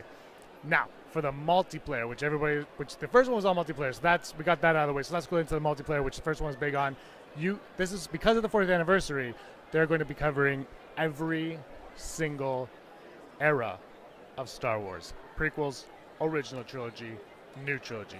Every era of Star Wars will be seen in this game. You get to play as Darth Maul, and Darth Maul can fight Yoda. You get to be Rey. You get to be Kylo. I'm guessing you're going to get to play as Finn, but you can be every era of Stormtrooper as well, and that includes the battle droids. Roger, roger. You get to play as a battle droid, and you can upgrade probably to one of the big battle droids, or maybe even a destroyer droid. I don't know. That would be insane. Clone troopers are also in this. We saw one go down. He got shot down in this trailer. Very quick. If you blink and you miss it, moment. We see Camino. You get to play on Camino, Hoth. This panel was worth checking out. The new full-length version of the trailer that was released a few days ago is making its way online, I imagine.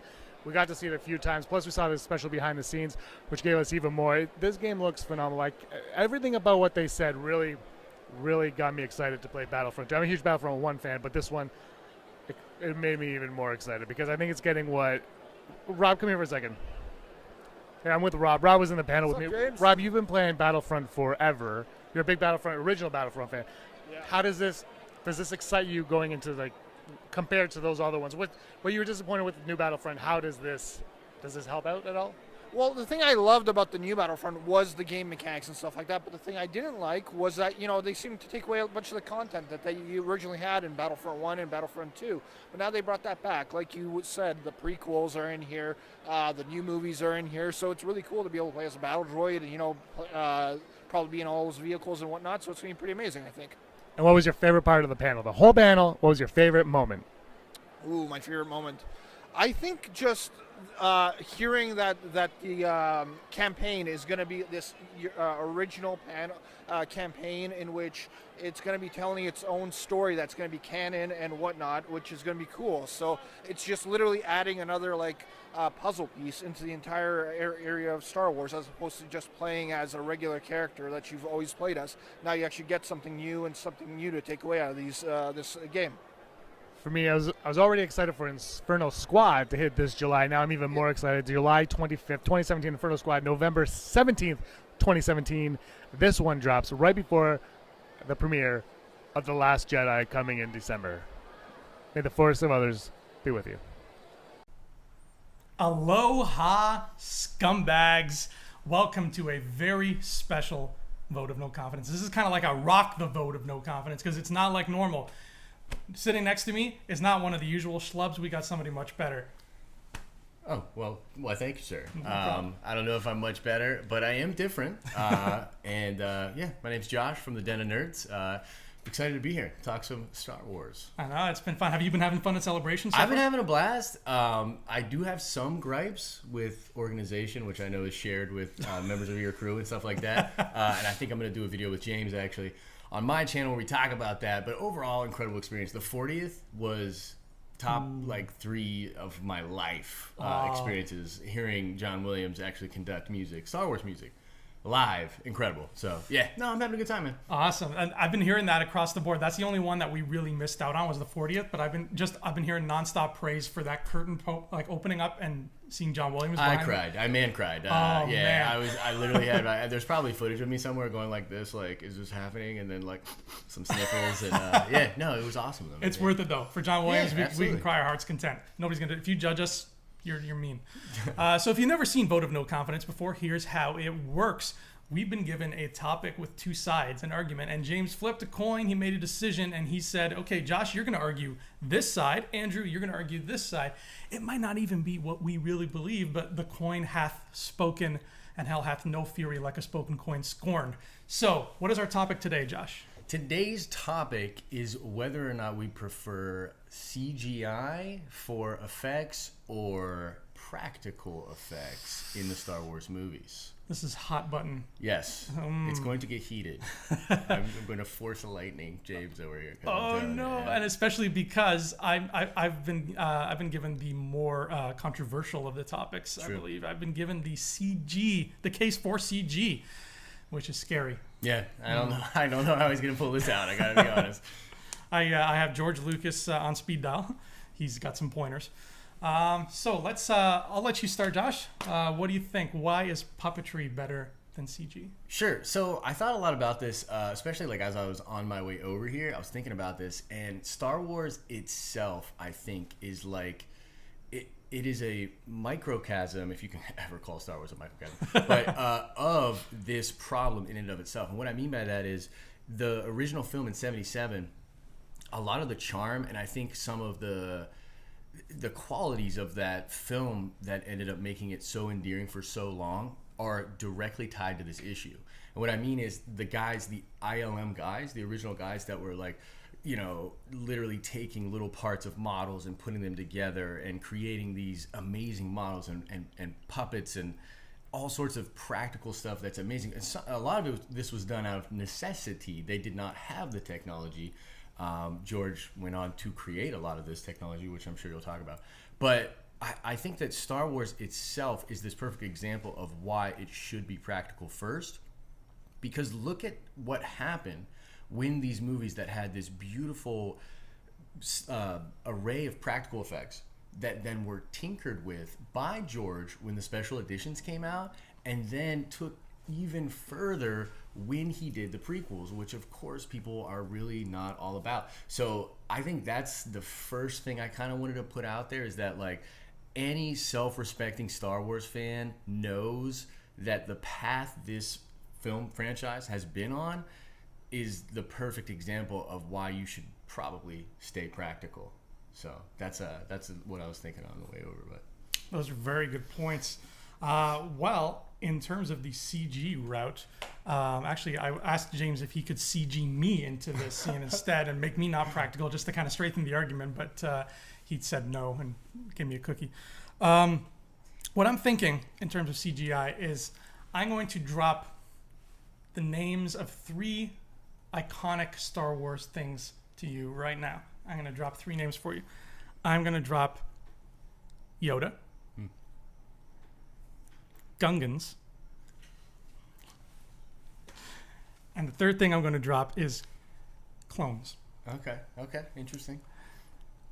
In the prequels, obviously the Gungans and clones were not in the originals, but in the prequels, the Gungans, clones, and Yoda were all CG. There was a puppet Yoda at one point, and then they switched him over in Phantom Menace, but we were given completely digital, like no clone trooper outfits were ever produced by the costume department. It was all CGI. And what we got was, from the mouth of Lucas himself, what Star Wars was always intended to be. We got something on a much bigger scale where there were no limitations. There were no seatbelts. Everybody was driving like they stole the car and they were just taking it to 150 plus. Obviously, there's a beautiful charm to Puppet Yoda. There's a beautiful charm to the creatures in the cantina. But everything was done via a limitation. Everything was done to work around something instead of to work fluidly to get from point A to point B. So we got an army of thousands of clones, which we could not have gotten had that been made in 1983. We would have gotten maybe, 40 guys in clone trooper outfits, and they would have been shooting at 40 little droids on sticks or something like that, and it would have looked good because ILM never, they have yet to disappoint in the looks department, but it would not have. It would have looked good to us from a standpoint of, wow, this looks great for the time, but it would not have served the story of Star Wars. It would not have served the epicness of it, which is what it is. It is an epic. I would argue it is the epic of cinema. Hell, we're on movie 9 coming up. So in order to tell something with this amount of scope, with this amount of grandeur, to limit yourself to practical effects, beautiful as they may be, you are going to face roadblocks. And as much as I love Puppet Yoda, Yoda's a Jedi. And Jedis don't like to fight, but every once in a while they're going to have to fight to save the people that are close to them or to, stop a Sith Lord. True. And Puppet Yoda would not have been able to do that. I would have loved to see them try to do those flips with Puppet Yoda, by the way. That would have been amazing. So I'll concede slightly to your point, only insofar as I think there's a place for CGI. And I think that some of the things we're talking about do make sense, like filling out the background. Or even you look at something like Lord of the Rings. A lot of practical effects in Lord of the Rings. Ooh, yeah. But you can't have those huge armies of Gondor without some CG. So some of that I like. But I would argue that those examples are actually better when they're photographed copies. And a lot of great graphic artists will take practical, like a chunk, let's say, of this many practical soldiers and replicate it digitally. So it's weird because the CGI isn't actually the thing that is creating it. It's more aiding that practical effect to be spread throughout. And this is vote of no confidence, right? So we're asking the audience at the end of the day. And here's what's weird. This is kind of paradoxical. I'm actually a prequel sympathizer. I tend to like the prequels, actually. Mm-hmm. But I know a lot of you do not. So when you make the point that, these things from the prequels are an example to, as why we should have CGI effects, I don't know if that's going to play well with the Senate. I don't know. That is true. My thing. Do you think that maybe the reason so many people dislike the prequels is because so many people are fans of sand and they don't like the way sand was portrayed in those movies? It's very possible. On a side note, did you see, not to get too far off track, but did you see the thing where they had Hayden Christensen on the Star Wars show, and Yeah. they asked him that, and she's like, "You're welcome, Reddit." I thought that was awesome. Yeah, we were standing on that stage, and I was like, "Oh my god, I hope, Yeah, I that was hope this pretty is cool. real." That was pretty cool. One thing I do want to mention, though, just with why do people not like the prequels? Why do people like the original so much? So I went to film school, and there's this phrase when it comes to film. It's a French phrase. It's mise en scène. Mise en scène roughly translates to like the mood of the scene. And I talk about this on my channel all the time. I'm a huge mise en scène guy. I do not like CGI effects, but when it comes to something like Rebels or Clone Wars, I love it. But that is because it is consistent to its own world. It creates the mood of the scene. One of the problems with CGI in Star Wars is that you're talking about old lenses, old cameras, old way of lighting things.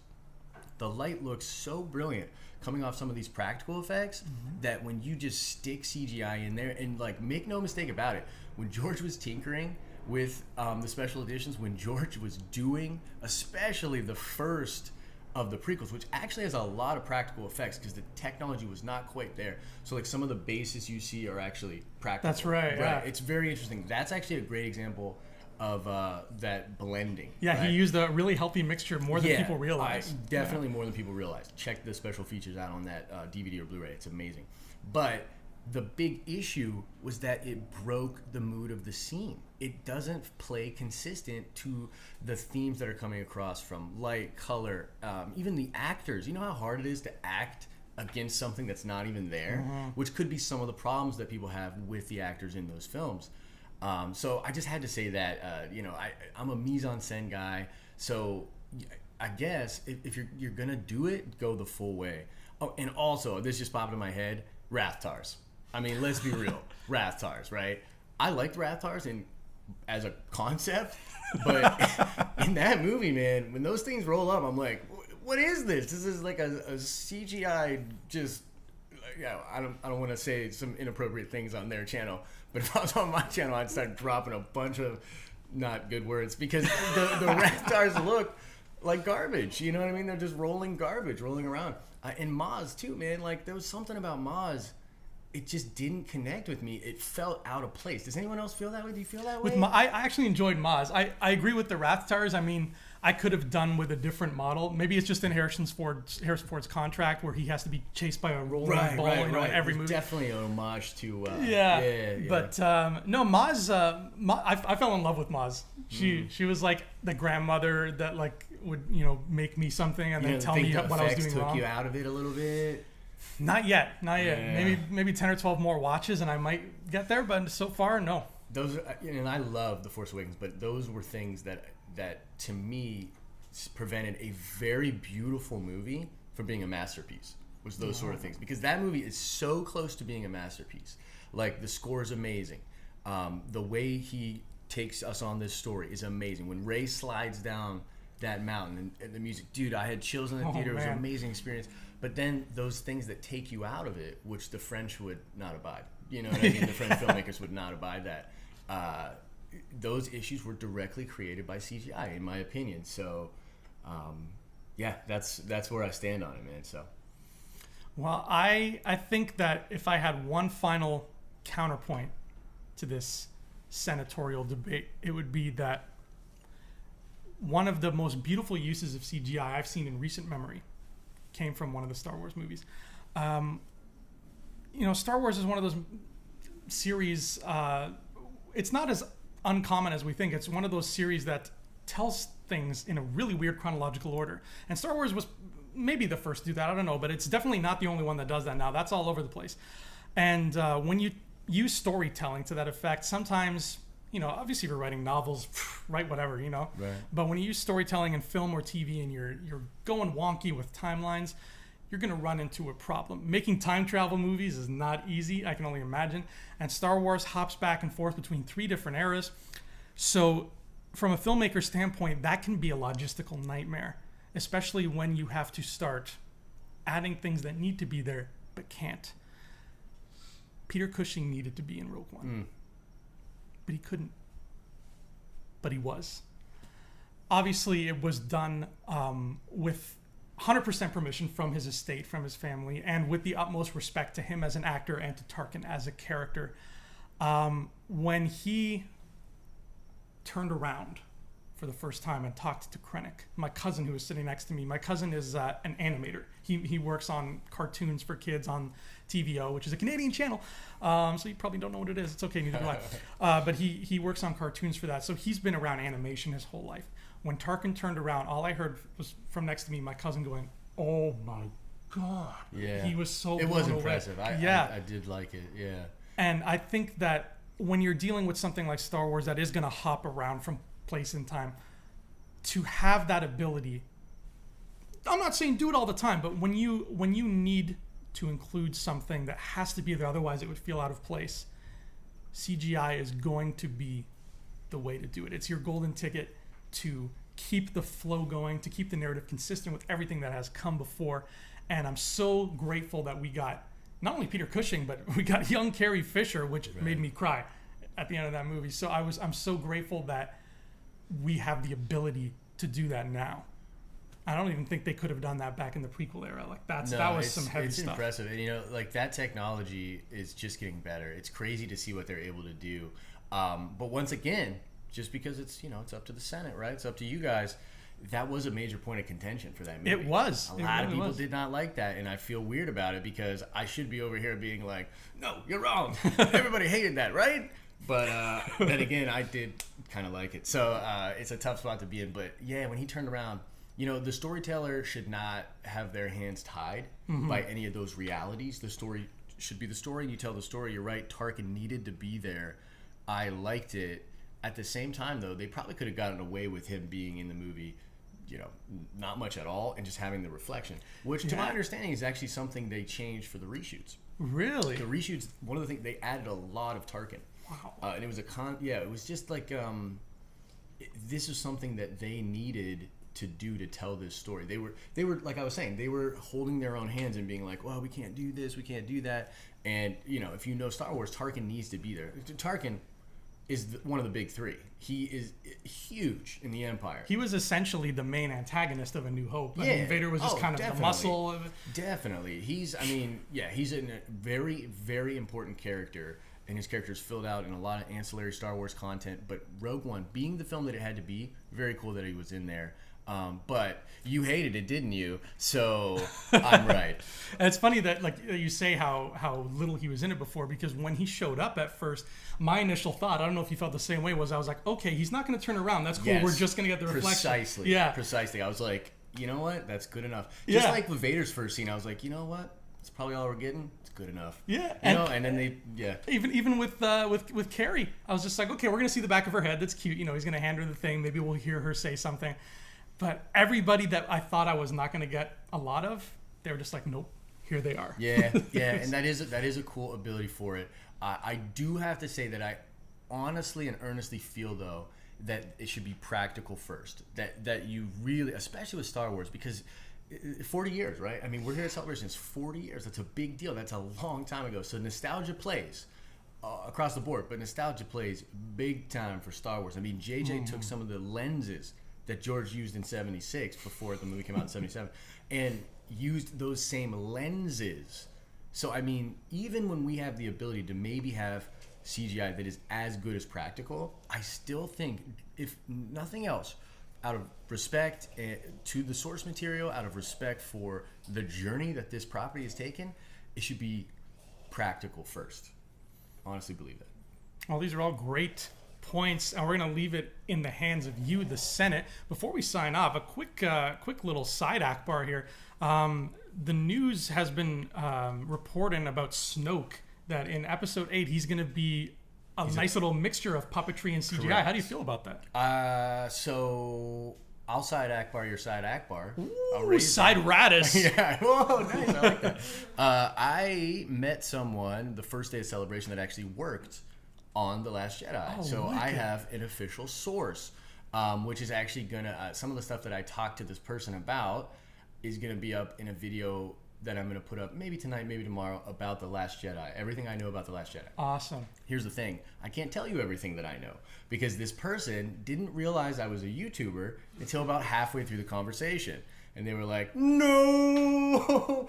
And in order to keep this person working, I cannot say certain things because real briefly I'll go into this. Lucasfilm can pinpoint the type of information that you're getting and figure out what department it comes from. They're very good at what they do. Damn. Yeah. So I can't say everything, but yeah, he's going to be a puppet. There's going to be some CGI, something like 11 people working on that puppet. He wears a gold robe. Yes, I'm so happy he's not wearing black. I was like, please. He's got a ring. Oh my god. Apparently made of a huge black kyber crystal, which is nuts. I mean, like, so yeah, that's all I'll say. But yes, very excited about Snoke. I think it's perfect. I think that certain scenes you will need him to be a puppet, and the lighting that you'll catch off of those great practical effects will look great on the lenses. It'll be awesome. If he starts Yoda flipping around, go CGI. You know what I mean? Like, let's do it that way. So yeah, I'm excited. I'm on board with that. Oh, that sounds wicked. Hasbro, please get to work on that 6-inch Black Series Snoke because now I want it. Josh, thank you so much for coming on Vote No Confidence, stepping into this Senator's pod as we float around, and we're going to leave it in your hands now. Who do you agree with? Cast your vote, scumbags, and we'll see you next time on Rebel Scum Podcast. Ciao. Day 3 of Star Wars Celebration 2017 has come to an end from Orlando, Florida. And what a day it was. Hello, everyone. I'm James. This is... And we're joined with a very special guest coming all the way from the convention hall himself. It is... Josh. Where are you coming from? I'm coming. I'm from the Den of Nerds. I gotta be honest. I don't know how special I am, but I am here. You drove from like 14 hours? Oh yeah. Multiple hours. Yeah, I drove from Philadelphia. Came right down through. Pulled up to the convention center. Had no idea what to expect. Went right in and got in line. You got in line for the 40th anniversary panel. Correct. You were right in the... You lucked out with that. Am I right? Yeah, absolutely. Where did you sit? Okay, I'll tell you my whole 40th anniversary story because it's pretty crazy. So not only are we right at that edge where it's like the 3,000 people, because after 3,000 you're not going to get in the main stage to see it live, which normally wouldn't necessarily be a big deal, but because of the John Williams thing, it was important to be in there live.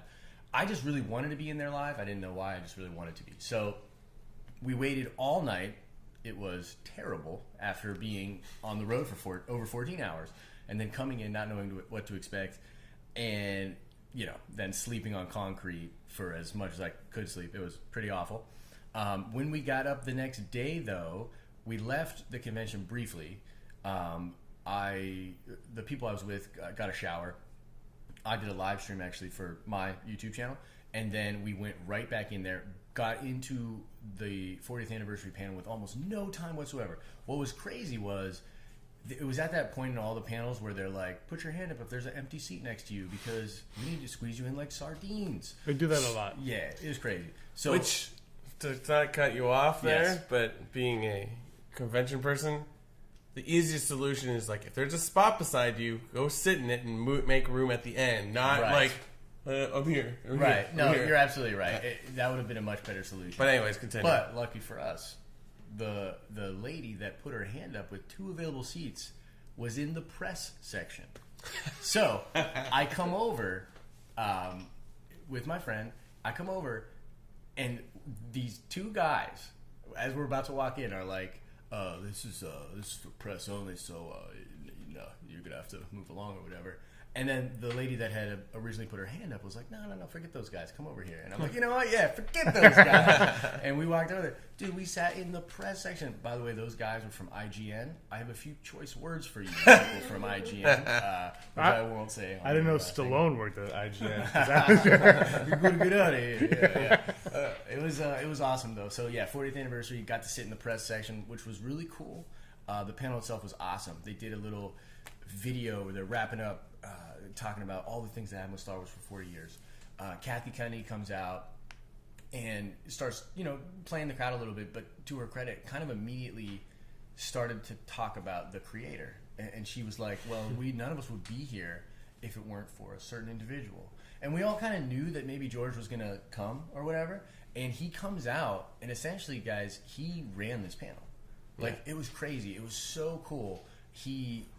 They brought out different sets of actors. They all talked with George. It was really like just catching up, going over the crazy memories they had. Some of these people have been in a lot of films and worked with him a lot over the years. Some of them were really, really nice and sweet to George. Some of them were antagonistic, which made for entertaining dialogue. It was really cool, man. It felt like family. It felt like just Uncle George was in the corner. Everybody's coming over to share their favorite stories about Uncle George. Really, really awesome. As a Star Wars fan, it was amazing. I would have been good there. Then they do the tribute to Carrie Fisher. It hit me really hard, very emotional.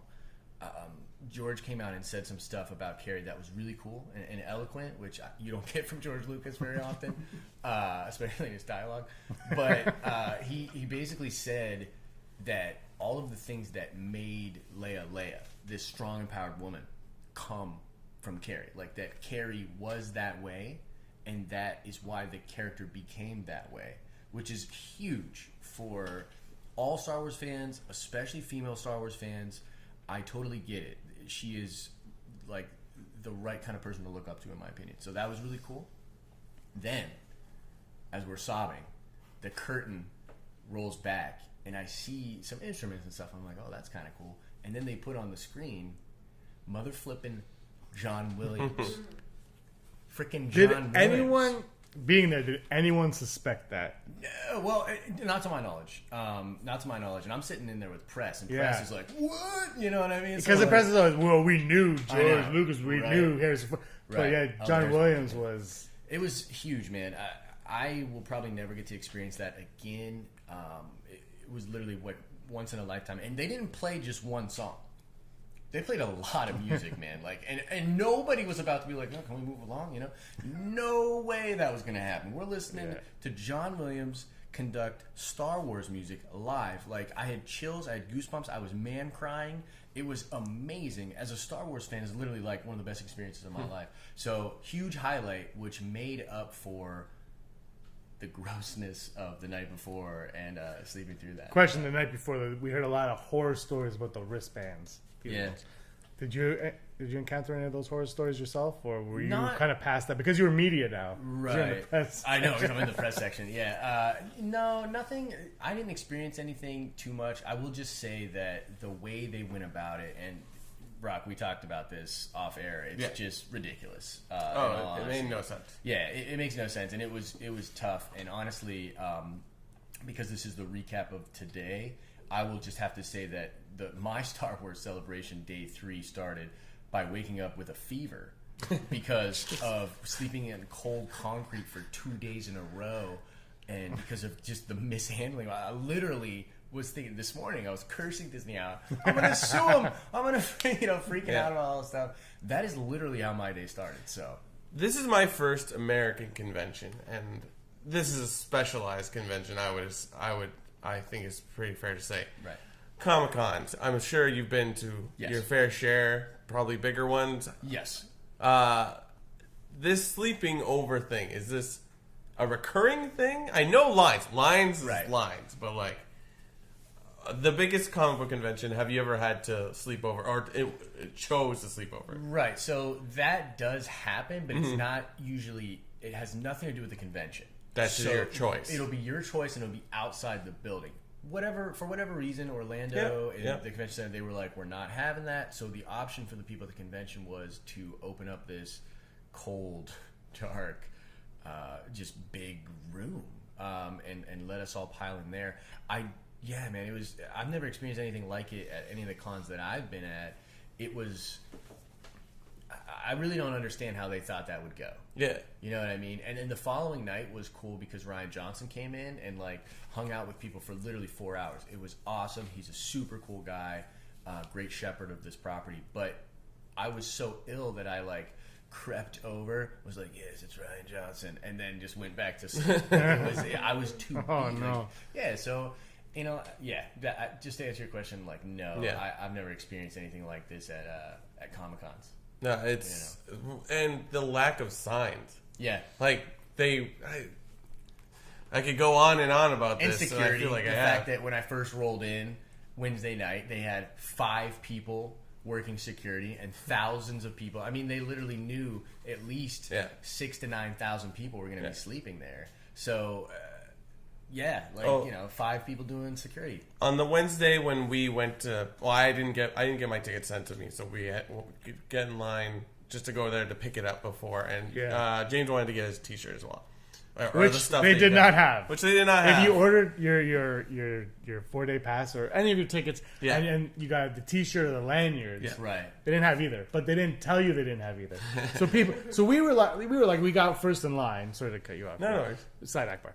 But so we just rolled right up and we're like, hey, and I ordered 2 Last Jedi shirts. Okay. And then I got the Celebration shirt. Right. As a Christmas gift from Aaron. So I went up and they're like, we have these ones, but not this one.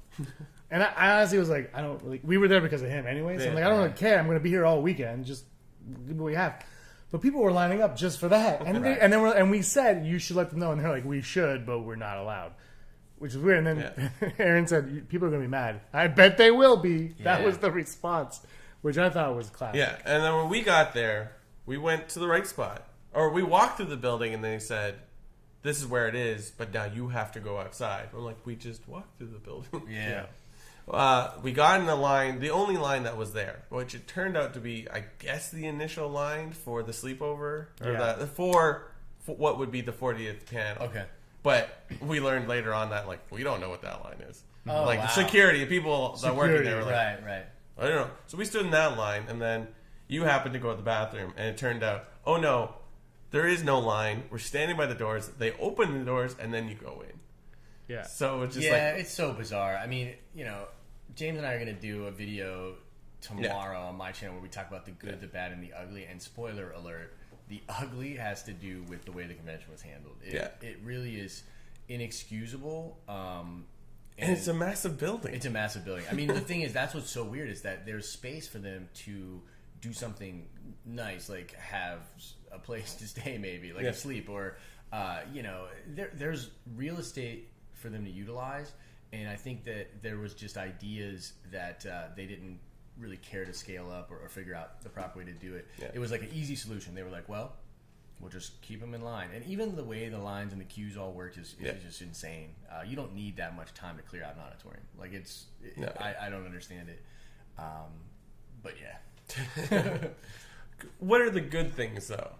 Besides the experiences that we've had, what were the good things in your opinion? Well, of the entire convention or of today? Of the convention, then we'll go to specific. Okay, well, the convention, I mean, obviously I think that the 40th was great. Like, the thing is, so London last year, you guys are probably aware, there's a lot of buzz about how, like, they didn't really do a lot for the people there as far as these big panels were concerned. Right. Like, the whole sizzler reel for Rogue One, we sat and watched it 3 or 4 times at the same time. I watched it a lot, but I watched it from Philadelphia. I didn't spend any money, and I was like, this is cool. People that spend thousands of dollars to go there were really let down. There was a lot of stuff that just it wasn't a great experience, in my understanding, for a lot of people that made it. So I will say that the content of the panels themselves, if you take away the logistical aspects of getting in there, the content for every single panel that I've been in has been excellent. It's been excellent, and they've done nice little things for you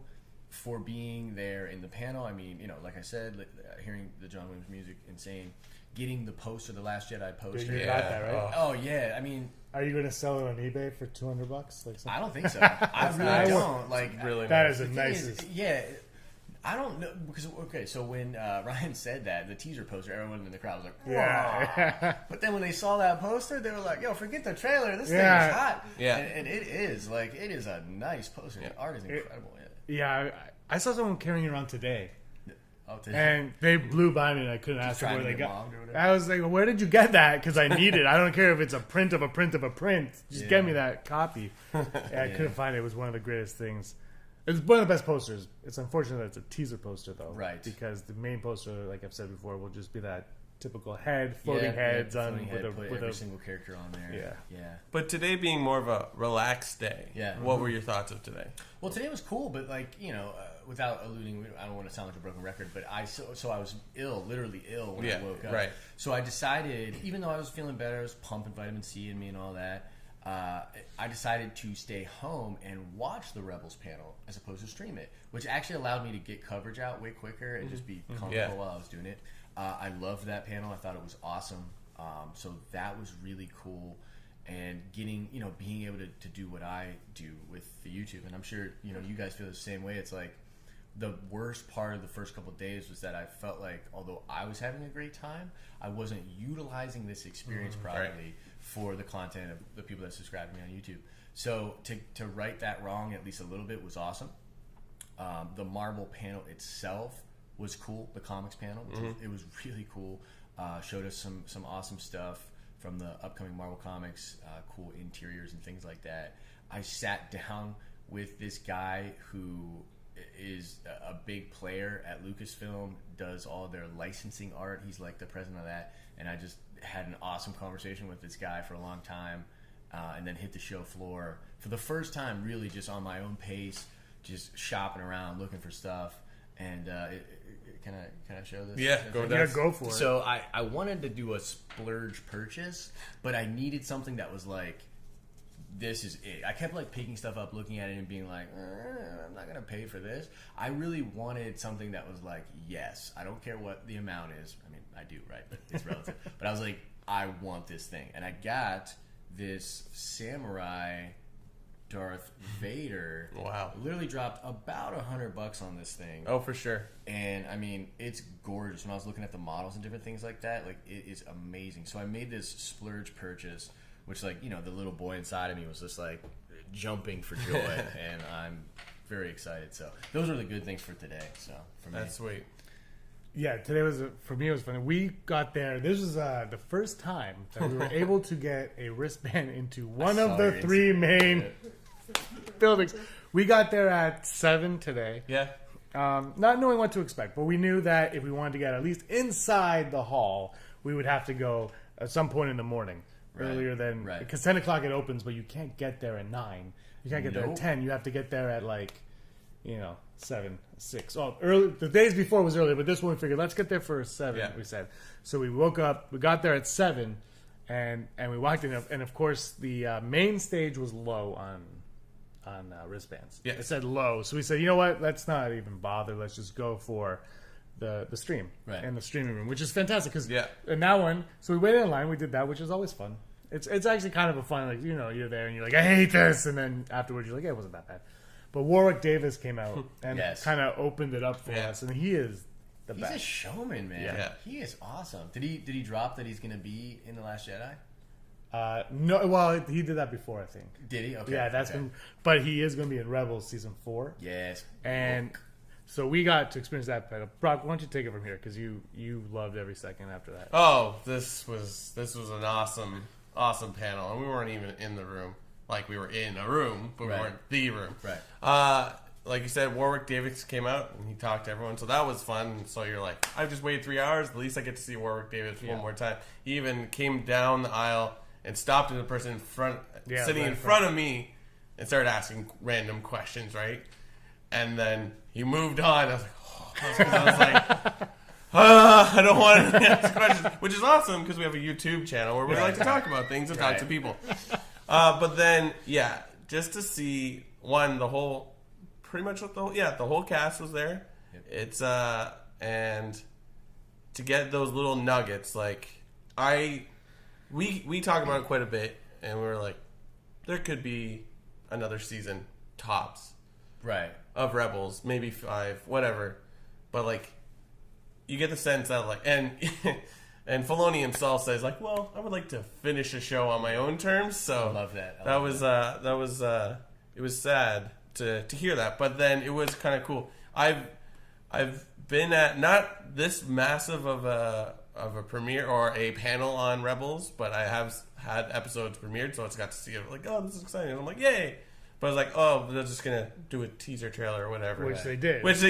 Yes, and it was great. And I was like, ooh, it's like, yes, because it's sort of, I don't know what my feelings were.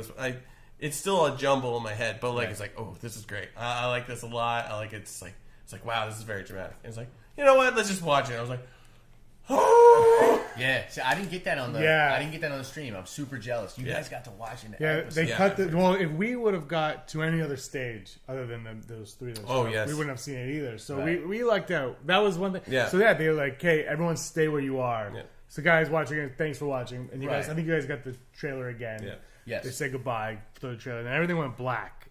And then Dave Filoni spoke in black because they didn't turn on his camera for us for a while. And then all of a sudden it's like, well, you guys want to watch it? Here you go. And Yeah. they put it on, and it was. Do you want to give a mini review of it? Yeah, I guess. I guess we gotta be. Because I do. Do you guys want us to? Okay. They all Open exterior. Yes. Day.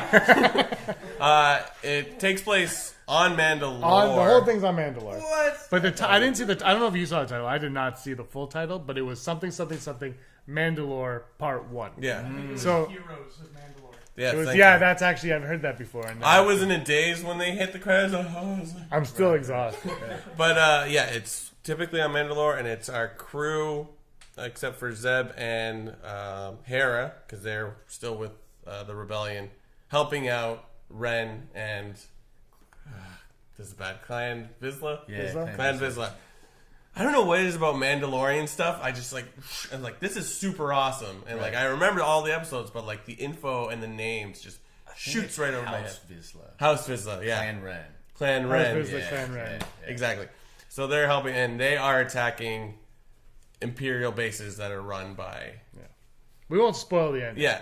But so it like, ends there's with- a battle, and we get to meet some new characters, but it ends on a really good, I guess we could say, cliffhanger. Yeah, well, it's Part 1 and Part 2, so you would have to. So Yeah, nice. One thing I loved about this episode was Ezra still has a Scout Trooper helmet, but it's painted in like the it's orange painted and to red. his match his. Kind of like that's how he had the Stormtrooper helmet in season 1. It's like they're bookending it now with the yeah. Scout Trooper helmet. I mean, you think that Sabine's kind of painting those for him? I mean, he isn't. Oh, she's definitely paying. You get to. Have we met her father before?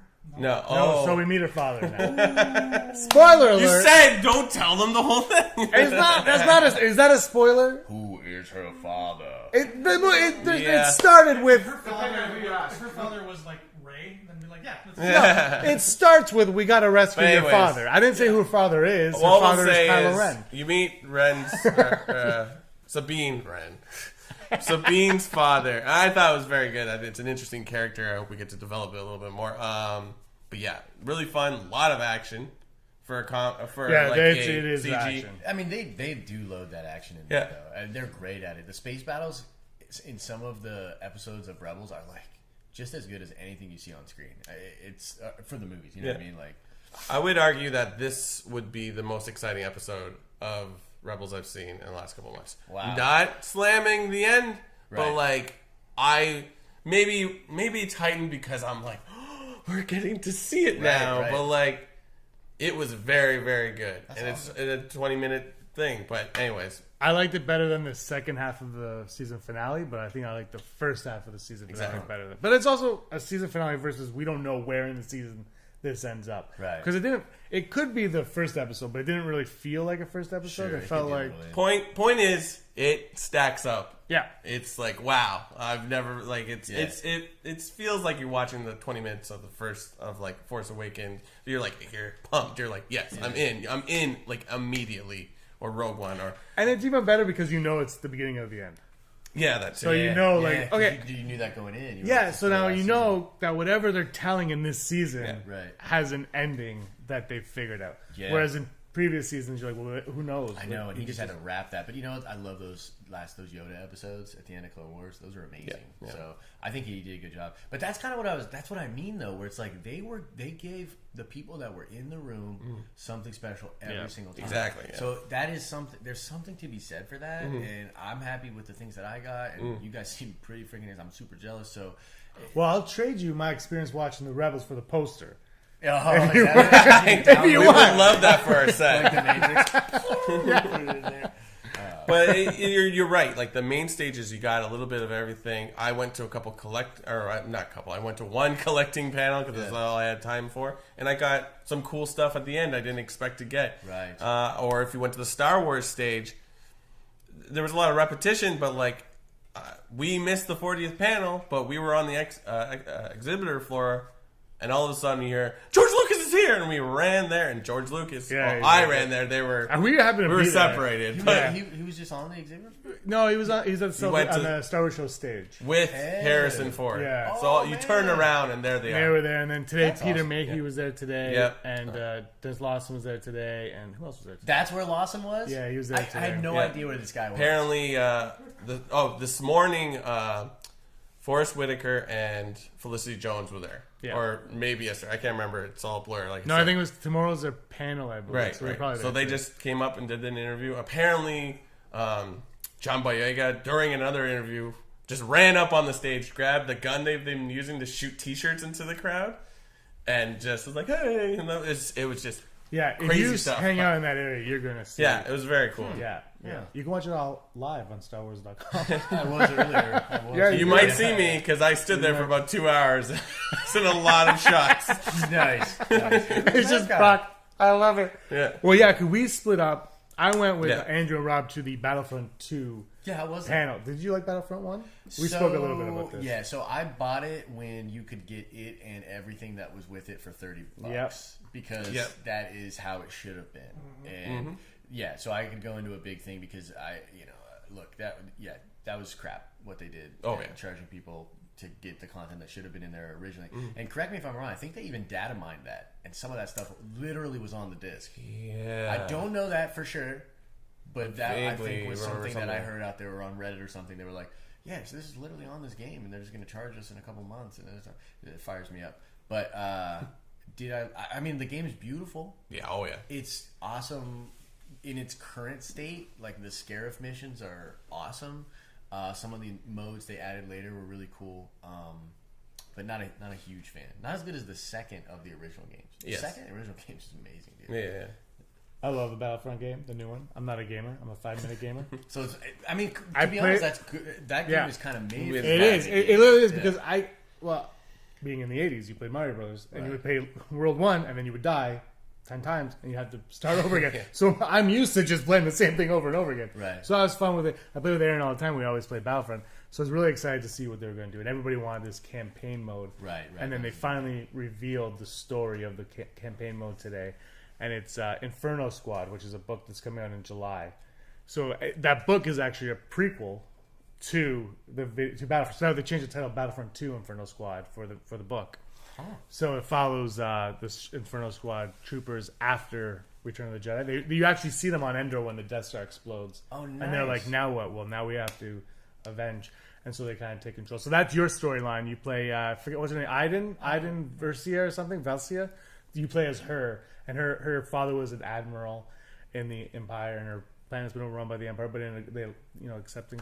And so it's like that. And then the multiplayer, it's every era of Star Wars. I did hear that, which is awesome. Yeah, every era. You got prequels, original, and new trilogy. And actually, in campaign mode, you do get to play as Kylo Ren and Luke.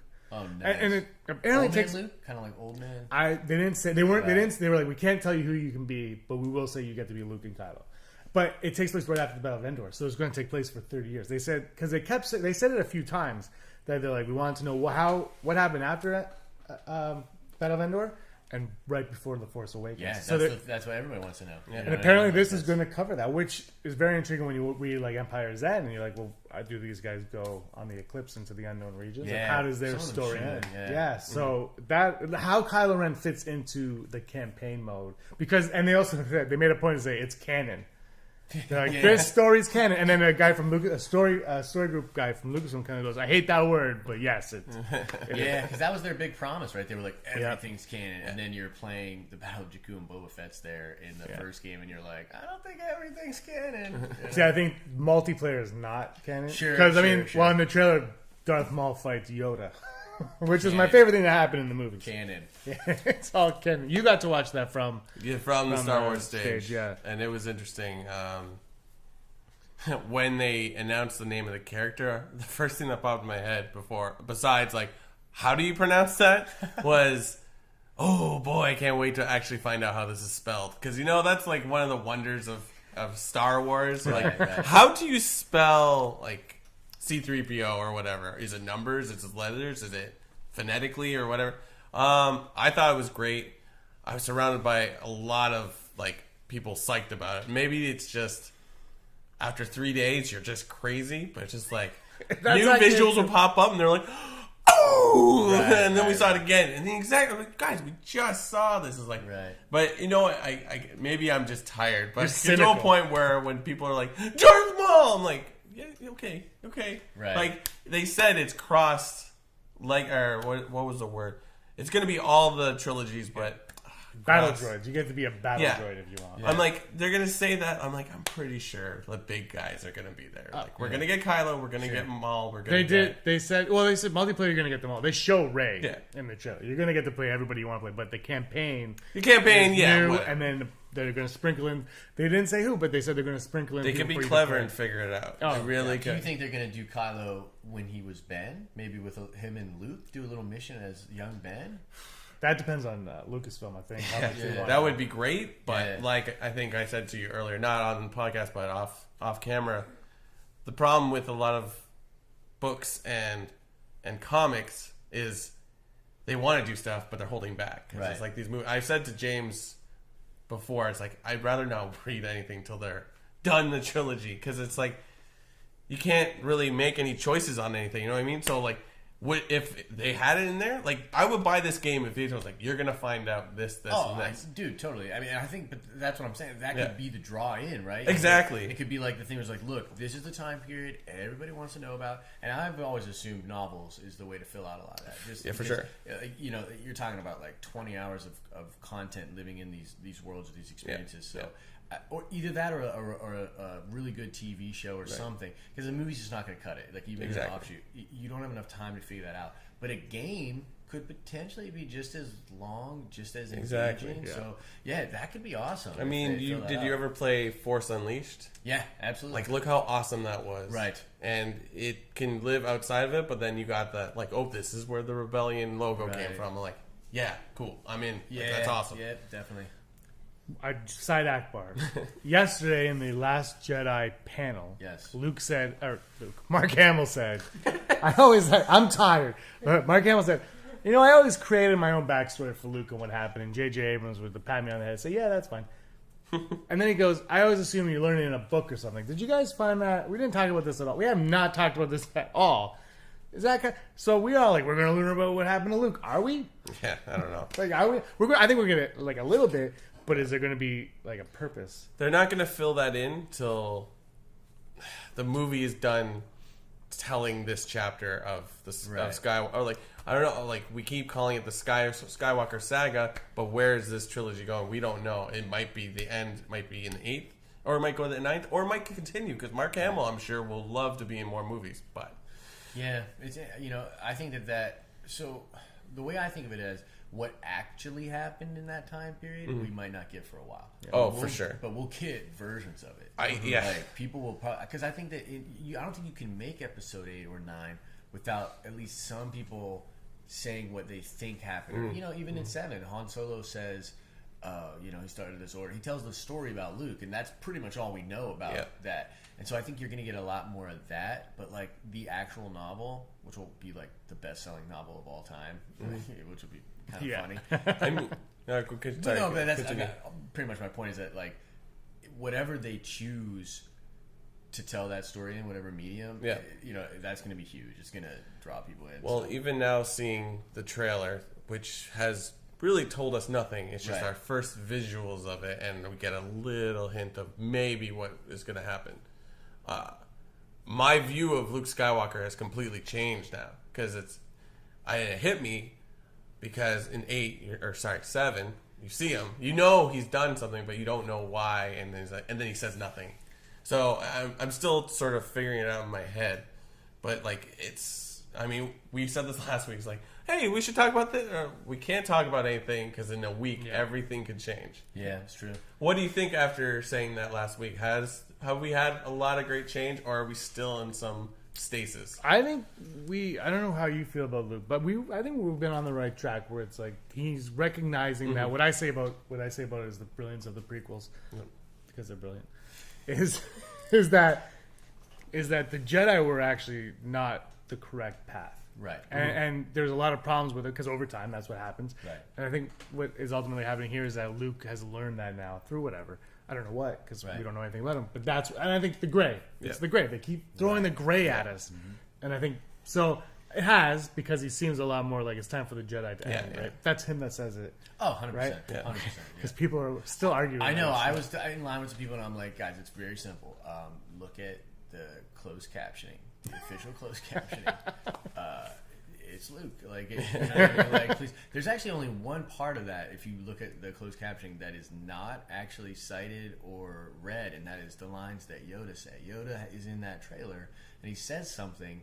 I have not been able to make it out yet. Did you know that? But, he's definitely in there. I've only seen that trailer at the convention. Oh, I haven't watched it. I'm going to put my noise canceling on. I scrubbed through it about 300 times yesterday. So I did. Sorry, I did a little bit, and I was like, oh wow, this is a lot different. But then it's like we had to shoot out these podcasts, and we're like, we gotta go swimming. That's now. why I was like, I'm not going to convention this morning. I'm chilling there. Yeah, no, you made a good choice. I think Monday or so, maybe tomorrow night. So we're gonna do we're gonna really review that.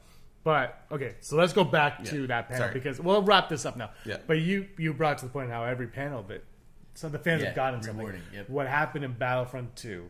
They did this 2 years ago, and a friend of mine's son actually got this. They were like, "Hey, we did this in Anaheim. 2 of you are going to win PlayStation 4 Battlefront 2 bundles with the PlayStation Pro and Battlefront 2." And it was like, "What?" They're like, "Check under your seat. 2 of you have a ticket that says winner or whatever." Nice. I did not win. But 2 years ago, my friend's son won 2 years ago. Yeah, he would. I know, right? So, well, I don't know. I don't think they get it till November because it's sure. But they these 2 people won it, and you know, you're like, I wish I won, but at the same time, I was like, well, it's still cool. It's like somebody else. They had 2 of them for people sure, like that. Sure. That's that's probably $700-800 right there that they're just giving away. And then we got a patch. Apparently, they gave T-shirts 2 years ago. EA. This year we got a patch. Wow. No, because they were like, someone said, the host, David Collins, who posted everything, he said, what was the best part of 2 years ago? And someone goes, T-shirts. And he goes, no T-shirts. Better. And we're like, what's better than it? Are we all getting the game? I was like, we're in Oprah right now. It's fantastic. But no, 2 people won it. That was great. So that was a great thing. So let's wrap this up. Favorite moments from day 3 very quickly. What stood out in your mind the most? What stood out in my mind? So I kind of talked about this off air, and it's a little side Akbari. But so when I walked into the Marvel panel and they brought everyone out, which it was totally different than the people they were supposed to bring out. But this lady who I had worked on one of my comic books, who I know she's an editor at Star Wars. We've talked about it before. Was on the panel. And it was so bizarre. So, like, that just threw me off right away. I'm like, what? Is that Heather? Like, what? This is crazy. So that, like, really threw me off. But honestly, probably the best part of my day was just, so I went in to go figure out the merchandising that I wanted to get. And I saw this thing that said portfolio review from some big shot at Lucasfilm. And I'm like, well, you know what? Why not? I had copies of my comics. I was like, yeah, I'm going to just go drop some comics off with this guy. So I ended up literally going to this room. There's 4 people in there at the time I sat down. Pretty much everybody left, and it was just me and this guy. And we just literally had this conversation. I gave him my comics. It was cool, but we ended up talking about Disney. He griped about it. We talked about a myriad of things. It was just a really real conversation. The dude's a pretty accomplished guy. And to just be able to just sit back and talk about Star Wars and talk a little crap on certain things and just be real was awesome. I felt like there's a lot of moments in this whole convention for me that were really like the Force. Like I just feel the Force working. Like just little serendipitous things that, like sitting in the press section maybe, or whatever. Different things that made me feel like this was worth it. This was awesome. And having that conversation with that guy, and there's some things, because I know your channel's a little more kid friendly than mine. So there's things that I can't necessarily talk about that I talked about with this guy, but I'm saying the realest of real talk, and it was cool, man. So that's probably the highlight for me, to be honest. Rock? Warwick Davis. Yep. Seeing that episode. T-shirt cannon. Did you get a T-shirt? No. Was that a haiku? That was a haiku. Almost. A couple more syllables. That was beautiful. Day 3 is over. My favorite moments were hanging out with all of you. Aw, see, I was going to say that, but I didn't want to be so recording. I'm just totally joking. I hated that. That was the worst part of my day. My favorite was actually going to sleep in for an extra hour. That was awesome. Warwick Davis, the hosting, is even briefly is a lot of fun. And Battlefront 2 panel really, I like Darth Maul. I like those characters. I like seeing more. I want to play more of those. I don't care if it's canon or not. I just want to. Yeah. I just want to play more, and it looked like the graphics were phenomenal. And who knows what the game's like? But I don't want to say high hopes, but I have hopes that I'll enjoy it. Right. And what else did I do today? Oh, I got a Tarkin pin. It's Any not. guess you get, though? Is the I original guess Tarkin or the CGI it's both. created? Shameless plug for our... Yeah, for you. Vote in no comments with Andrew. I won't say who wins that, but it's not K2SO. Who's CG? Oh, you might have He's just lost. partially CG, right? He's all CG. What? He's No way. motion capture. Yeah. Oh, yeah. You should have gone to the making of Rogue One panel. Yeah. Dude, you should have totally brought that up in the debate. I would have conceded right away. It's all over. All right, guys. This is Brock. James and Josh. check out his channel, The Den of Nerds, right here on YouTube. Not right here, but over there. All right, guys. Until tomorrow, this is our Day 3 recap. May the force of others be with you. Always? Yeah. Hey everyone, welcome to Star Wars Celebration Orlando. Let's go hit the floor.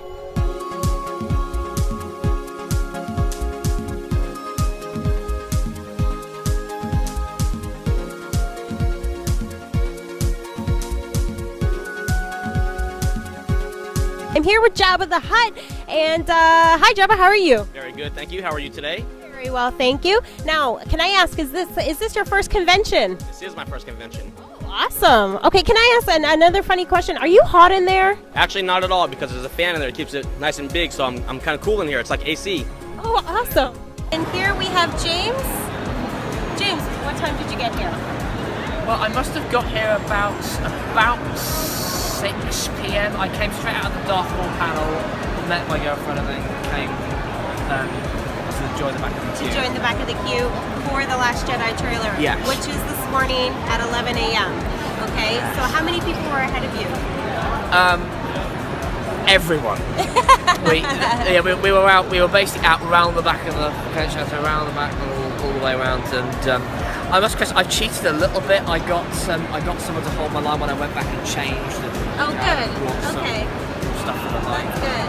Oh, look who I found! R2! How are you doing? Is this your first celebration? Nice, nice. Hey, I have a really quick question for you. How do you feel that Obi-Wan forgot you? Hi guys, how are you? Good. Good, good. So I'm just gonna ask your name and who you are, okay? I'm Aspen, and I'm BB-8. I'm Fiona, and I'm Ray. I'm Sean, and I'm Han Solo. Awesome. You guys look wicked. So we've seen a lot of great costumes today. Were you guys a part of like the cosplay at all? Any of that stuff? We didn't do any of the competitions. No, we've just been walking the floor. Can I ask if you made your costumes? Yes, we did. Everything's handmade except for mine. I cheated. I don't sew, but we 3D printed, paper mache, just all of whatever. And then I said, you know what? Nothing left over for me, so I went ahead and I had to buy mine. But yeah. Oh, you look great. Hey guys, it's James, and I'm here with the bounty hunter Cad Bane from the Clone Wars. From the Clone Wars, maybe someday from the Rebels. Maybe one day. Maybe. And this is how many celebrations have you been to? Star Wars Celebration. This is my very first celebration, but it won't be my last. Well, I mean, it's sort of like the reason that these conventions are awesome is the queues are actually enjoyable if you have the right mindset, because everyone you meet there, you're going to have something in common with. That's so right. You can have good. That's right. You make friends with everyone you meet in the queue. Yeah, totally.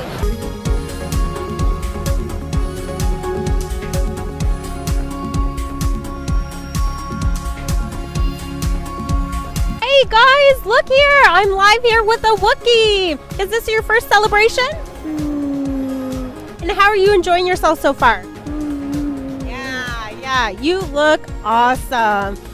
Okay, thanks so much. Have a great time, okay?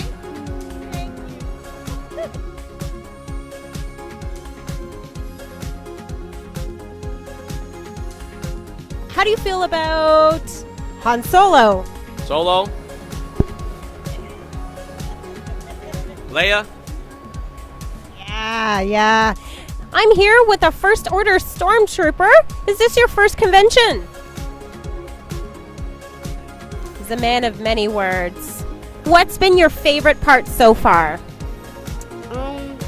I think maybe all the different costumes out there, like all the different stormtroopers and Chewbacca's and all those different. They almost look real, don't they? My favorite part is probably how everyone is like doing memorials for Princess Leia after she passed away. Now, did you get to see the Carrie Fisher tribute? Yeah, everything will be posted online as well. I saw it. Yeah, it's her first day. I've been here for 4 days, but she didn't get here till today. And what's been your favorite part so far? The Carrie Fisher stuff's been really nice, but I'll tell you what, the Mandalorian mercs, the groups that make all the Boba Fett helmets, the creativity, since none of it's really screen bound, they can do whatever they want. And they did a parade yesterday. Oh man, there must have been 150 of them. It was amazing. And the mashups are amazing. There was a Merida one. Just they combine any two things, and you have something new. I got arrested yesterday as Han Solo by Boba Fett, but it was Snow White. It was like a Snow Boba Fett. She was full Snow White, and she was like tiny little boom, and I was like captured. It was awesome. It was awesome. What do you got planned for the rest of the day here? Look who I ran into. It's Easter Stormtrooper. So were you up early this morning? Oh yes, very early. Hiding all eggs all over. It's been a busy day for you, I bet. Yeah. Now, can I ask you, did Vader and the Emperor approve? Thanks so much. I know you have a busy day. Happy Easter. Thanks, guys, so much. I really appreciate it, and have a fabulous time of celebration, okay? Thank you. Absolutely. Thank you. Thank you very much. R2, thank you so much for joining us on the Star Wars Celebration floor, and you have yourself a great time. Thank you.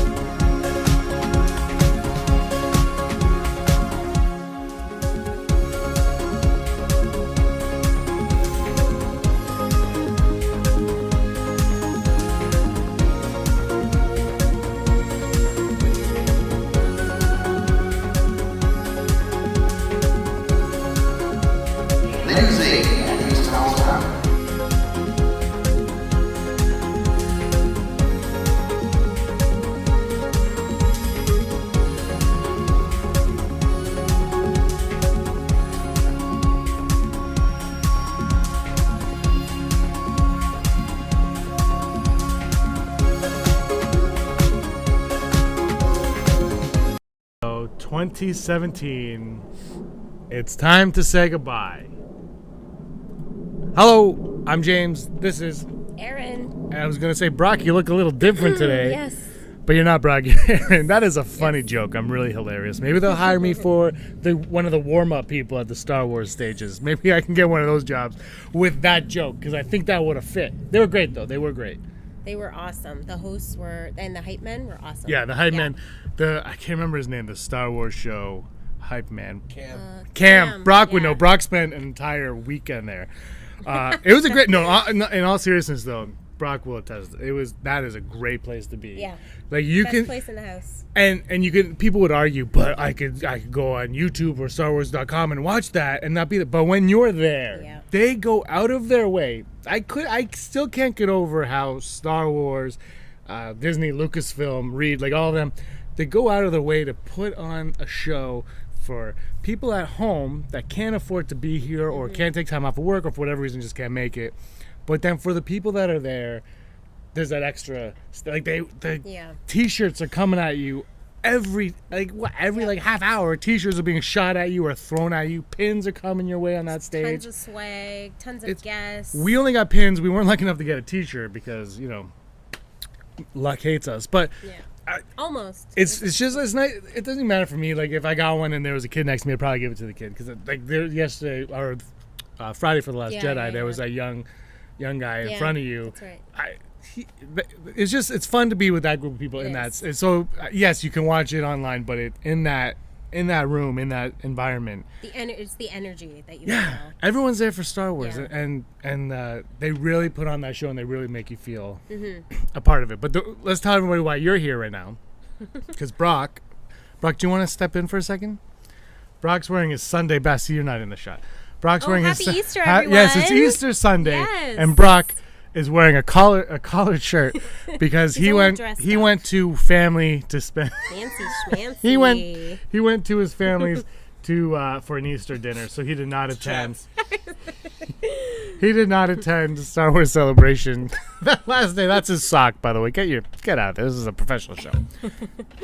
So we were there. I got there at 8:00 this morning, and it was the only time that you can get there at 8:00, and I did not have to wait in a line to enter the building whatsoever. I got there at 8:00. I entered the line. I had to wait, obviously, for the doors to open, and that's what I want to talk about because you were sleeping. I needed my beauty rest. I think a lot of people did. A lot of people I spoke to were like, I'm gonna wait. I'm gonna hold off, and I'm gonna go. I know Josh from Den of Nerds. He showed up around. He had a panel at 12:30 at Marvel one that he really wanted to go to, and I think he waited until like 11:30 to get there. He's like, I'm gonna make breakfast and come by, and he goes, you know what? I'm just gonna take my time. Yeah, and that's all a lot of people. I went there early because they have these things. You've seen them. I brag about like Jar Jar and Ezra. These pins. They're these stupid pins that you can get, and I have a C-3PO and R2-D2 one. I also want to have a Darth Maul, Emperor Palpatine, and Count Dooku, which is like the perfect trio for me because I'm like, everyone. Those of you that watch know that I love my prequel stuff. So I have these, but I really wanted the Anakin, Mace Windu, and Obi-Wan Kenobi pin sets. So I said, Aaron, I'm gonna go first thing in the morning. I'm gonna go to the Star Wars the show store, and I'm gonna get my pin, and I'm gonna get out. That's all I wanted was one $22 3-pack of pins. That's it. Maybe I'll get a mystery box if I have time. Maybe I'll get a mystery box, which is how I actually got these two. And for those of you who know, the Jar Jar one was big thrill for me. Yeah, it was. I chuckled in what we were in the making of Rogue One panel, and I opened this and I was screaming in the aisles like a little schoolgirl, and people were like, "What?" And I was like, God, I got Jar Jar. So it was very exciting. But so I went in, and I got in, and I was first few hundred in the door for sure. And so we walk in, and I run to the Star Wars show stage, and by the time I got there, it was already a 3-hour wait. Crazy. And if you want to spend 3 hours in line to get merch, that's totally fine, but I just can't do that. So I was like, well, you know what? There's a Thrawn pin. If you buy the Thrawn book from Del Rey, their booth, you'll get Thrawn. So I ran there, sold out, sir. Ran over to another place I can't pronounce, Kukiyamba? Kotobikuyu. Even a guy doing the droid racing today couldn't pronounce the name, and they were a sponsor of that race. So I went there for Greedo, gone. I went to another place for the Snowtrooper, gone. And then I was like, you know what? Sphero has Finn. I really want the Finn one. So I went to Sphero, and I was lucky enough to get my little Finn figure here. Yeah, it looks really cool. The Finn one is actually, they're all so good. But Finn, cool. For those you know, I'm a huge Finn fan. I'm really excited to see more of Finn because everyone knows Stormtroopers are my ultimate favorite. To get a Stormtrooper Finn, you had to spend $100 at the show store.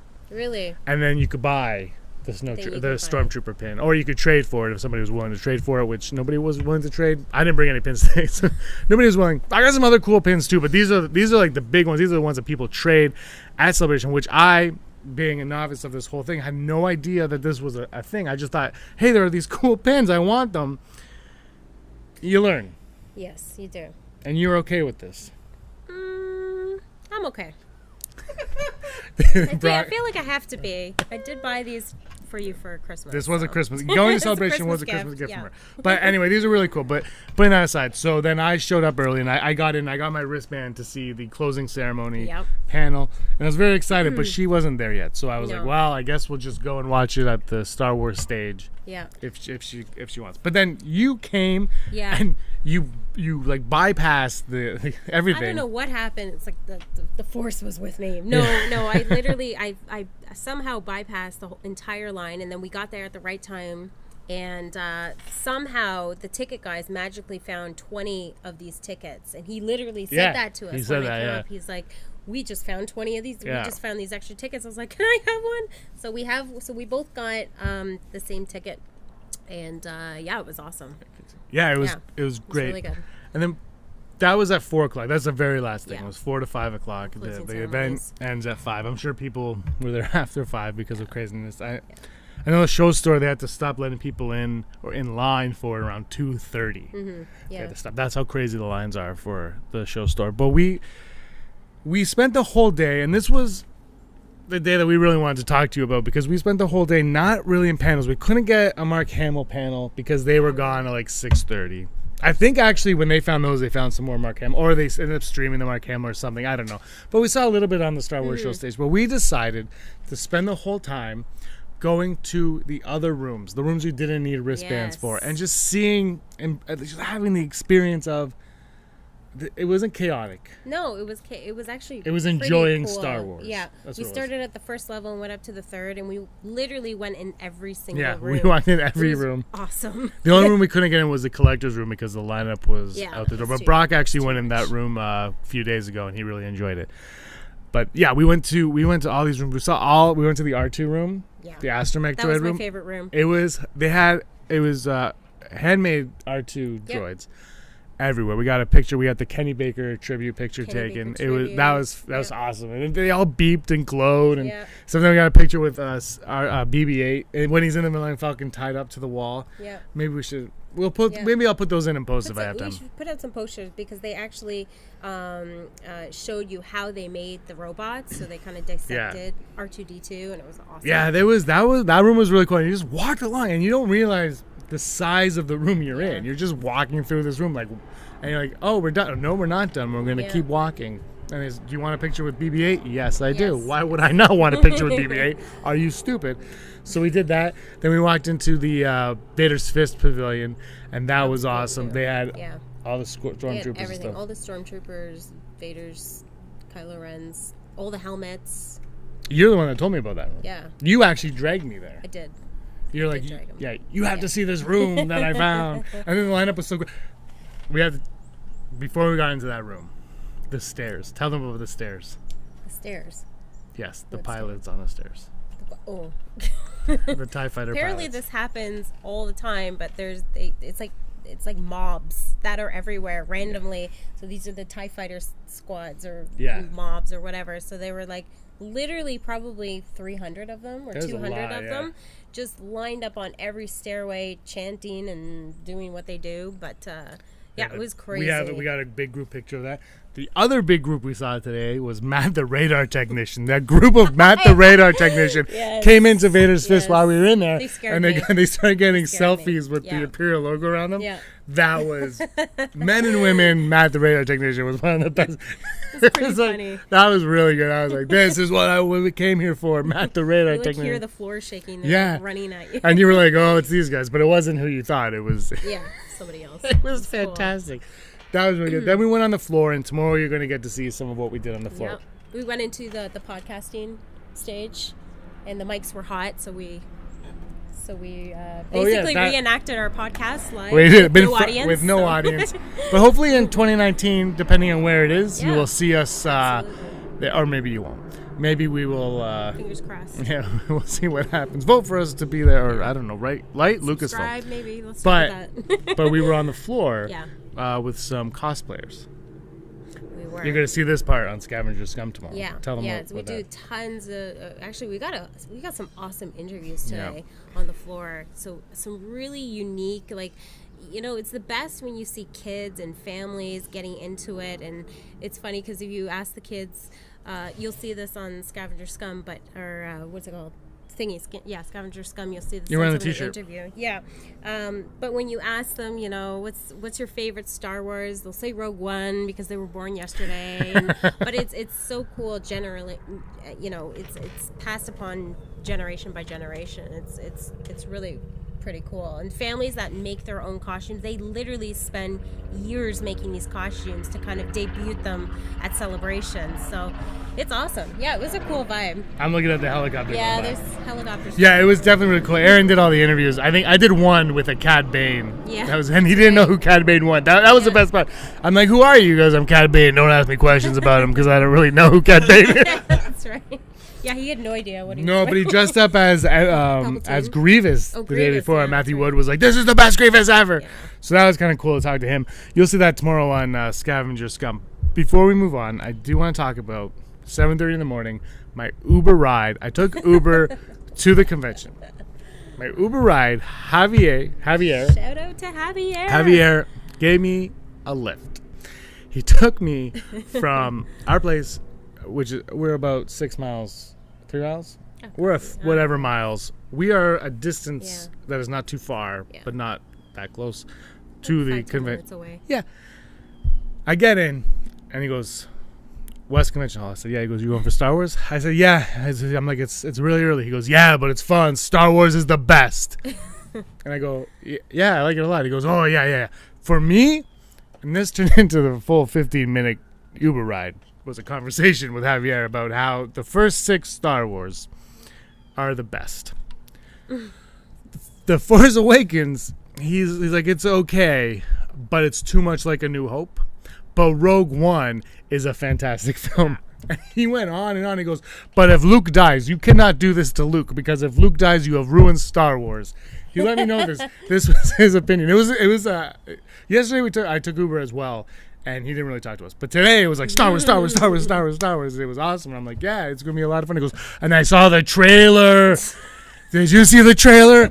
Oh my God, it's so good. The trailer, the lightsabers on and he was going on like really into it. I felt like he was at Star Wars Celebration. Like he needed to be there. I almost wanted to take my pass off and be like, go enjoy the show, buddy. But he was working, so I went. Did you tip him? Yep. I gave him a pin. You gave him an apple. I would never. This is like my pride and joy. My Jar Jar. Everyone knows I love Jar Jar, so. Whatever. Finn, Jar Jar, and Ezra are my big fan. I also got a Who Shot First pin, which is fun. So what else did we do today? So what else? So the last day of Star Wars Celebration. Yeah. Let's go into the closing. The closing ceremony. Yeah. So we finally get it. So we waited in line for 2 hours. So it started at 4, correct? We wanted to get front row seats, so we started waiting at around 2 o'clock. Yeah. Well, we also ate lunch, so we're like, let's just eat lunch in line. Yeah. Yeah, so we went in 4 o'clock. We were 7th row, right in dead center, so it was awesome. Yeah. We were in the Galaxy stage. Yeah. So we were kind of not in the main stage. We were in the main stage, we were the secondary stage, or the third secondary main stage. So, yeah, it was okay. You know, it was a good closing. I was expecting more personally. I thought they were going to do some more announcements, but they pieced together throughout the last 4 days some really great footage. And that video, they showed us kind of like a short, I guess it was a 3-minute video of kind of the highlights throughout the last 4 days. And some of it was actually pretty touching. I choked up, like the John Williams tribute kind of flowed right after the Carrie tribute, and like people were teary-eyed. Woo! A bug just flew in and attacked us. Beetle or something. He was a Star Trek. The best part actually was they threw to the Star Wars show stage. Yeah. And they do the jib shot, and everybody's like, yeah, Star Wars. And one guy, he just goes for it. Yeah. And he holds it. He did. And he holds it. He got a lot of and booze. he got a lot of booze, and I just laughed. I was like, People that did is not enjoy awesome. that. Yeah. Yeah. That was a lot of fun. But well, we saw ourselves. We did. Yeah, we were in that footage. we were in that video. We are at some point. Yeah. It was the Ray Park. We're going like this, like that. Yeah. It was a lot of fun. Yeah, Ray Park, who was probably that might have been one of my favorite panels. For sure. I think it was my favorite one. Warwick Davis hosting with him was just that was just awesome. He's just so energetic. He's super entertaining and engaging, and I was going to go to the ESPN lightsaber panel today, but I didn't because I can't remember why. But I didn't, and apparently Ray Park just showed up randomly, took someone's lightsaber, and started demonstrating and doing like flips and stuff because he's Ray Park and that's what he can do. That's what he does. He's a stunt man. Yeah, that was phenomenal. Awesome. So the ceremony goes on. So ceremony goes hosted by on. Warwick Davis. also. Hosted by Warwick Davis, who is amazing. He should host everything all the time, Star Wars or not. Like, he's just awesome. Somebody put a stuffed Ewok on his chair, and he didn't right. know. So he takes his Segway up, and he looks at it and he goes, well, that's fantastic, isn't it? Funny. And then he just hops up on his desk hops and up does the on interview it. He goes, we'll do it casual. with Wicket behind him. Yeah, and he It's just goes pretty on funny. it. That was awesome. That He's was good great. at improvisation. Yeah, well, you have to be to host something. Yeah, you definitely do. Yeah. So Brock, what's our time? 17 minutes. Damn. Let's wrap this up. All right. Star Wars Celebration 2017 has, honestly, it's come and gone, and it has been an eye-opening experience for me. This is my first celebration. This is my first convention of any type, you as well. mine You've probably as gone to well. a music convention or two. I've been to a few conventions, but definitely nothing to this size. Nothing at all in comparison to this. This was, the thing that was, and I said this, I think when we got here on the podcast, or maybe the week before, I said, these panels we all want to get into the 40th anniversary panel, the Last Jedi panel, the Rebels panel, but the reality is we probably won't be able to. We will do our best to try and do it, and we failed a couple times, and we succeeded a couple of times, and it is what it is. But I really hope, above all of, and they didn't announce an Obi-Wan film, which a lot of people in line were like, they're going to announce Obi-Wan. That was the upset, I guess. But it's not, I want to look at it as an upset, because the name of this is Star Wars Celebration. And today, when we went to all those rooms, it felt like, oh, this is what it is. This is what it is. I mean, that's like the 40th anniversary was a celebration. The Last Jedi, that's less of a celebration, but it's still part of it. Right. But this really felt like it. And it's just people who love Star Wars coming together, showing off. Like, cosplaying has never really been my thing. No. I'm not a big cosplayer, but when you see it and you see the hard work that went into all these people making the costume and making them for their kids, and then their kids, like I saw in line this morning, a little 2-year-old Wicket running around. Yeah, He doesn't know who Wicket is, but it was awesome. He's- But you see the hard work that he's people no put worries. in. You get like a respect for them. To respect is also like it's part of the ambiance and the spirit, and Yeah, you get more into it. It really added to everything, because I mean, you go to Disney and you're like, I want to see Mickey Mouse and Donald Duck, and here, it's not even the people working there. It's just like Bob's like, guess what? I'm Darth Vader today. Tomorrow I'm going to be Kylo Ren. Every day I'm going to be something different. And I spent a lot of money and a lot of hard time and effort doing this, because that's what I like to do. So it was a celebration. It celebrated Star Wars, and it was. It felt good. Like it felt like not good. Like it felt like it was nice. The energy was on fire. Like it really was the entire time. And I've never seen such diehard fans in my entire life for anything. And actually, that's what they say too. Like that's what the actors say. That's what who obviously act in many movies and have fans. But it's like an energy that is unspeakable. You can't put words to it. And so, it was awesome. And you mentioned in that last video, the wrap-up video, that was very emotional. Yeah. The warm-up host for where we were in, I can't remember her name. Amanda. Great job. I think. Yeah. And David was the DJ. Yeah, that's she was tearing up. They all were. There's a lot. I like one of the people working there brought their baby up on stage. Yeah. That was great. Yeah. It was a great moment. It was engineers all came out after and backstage. and that's nice to see, because those people, we complain about the lines, and we complain about the disorganization. Yeah.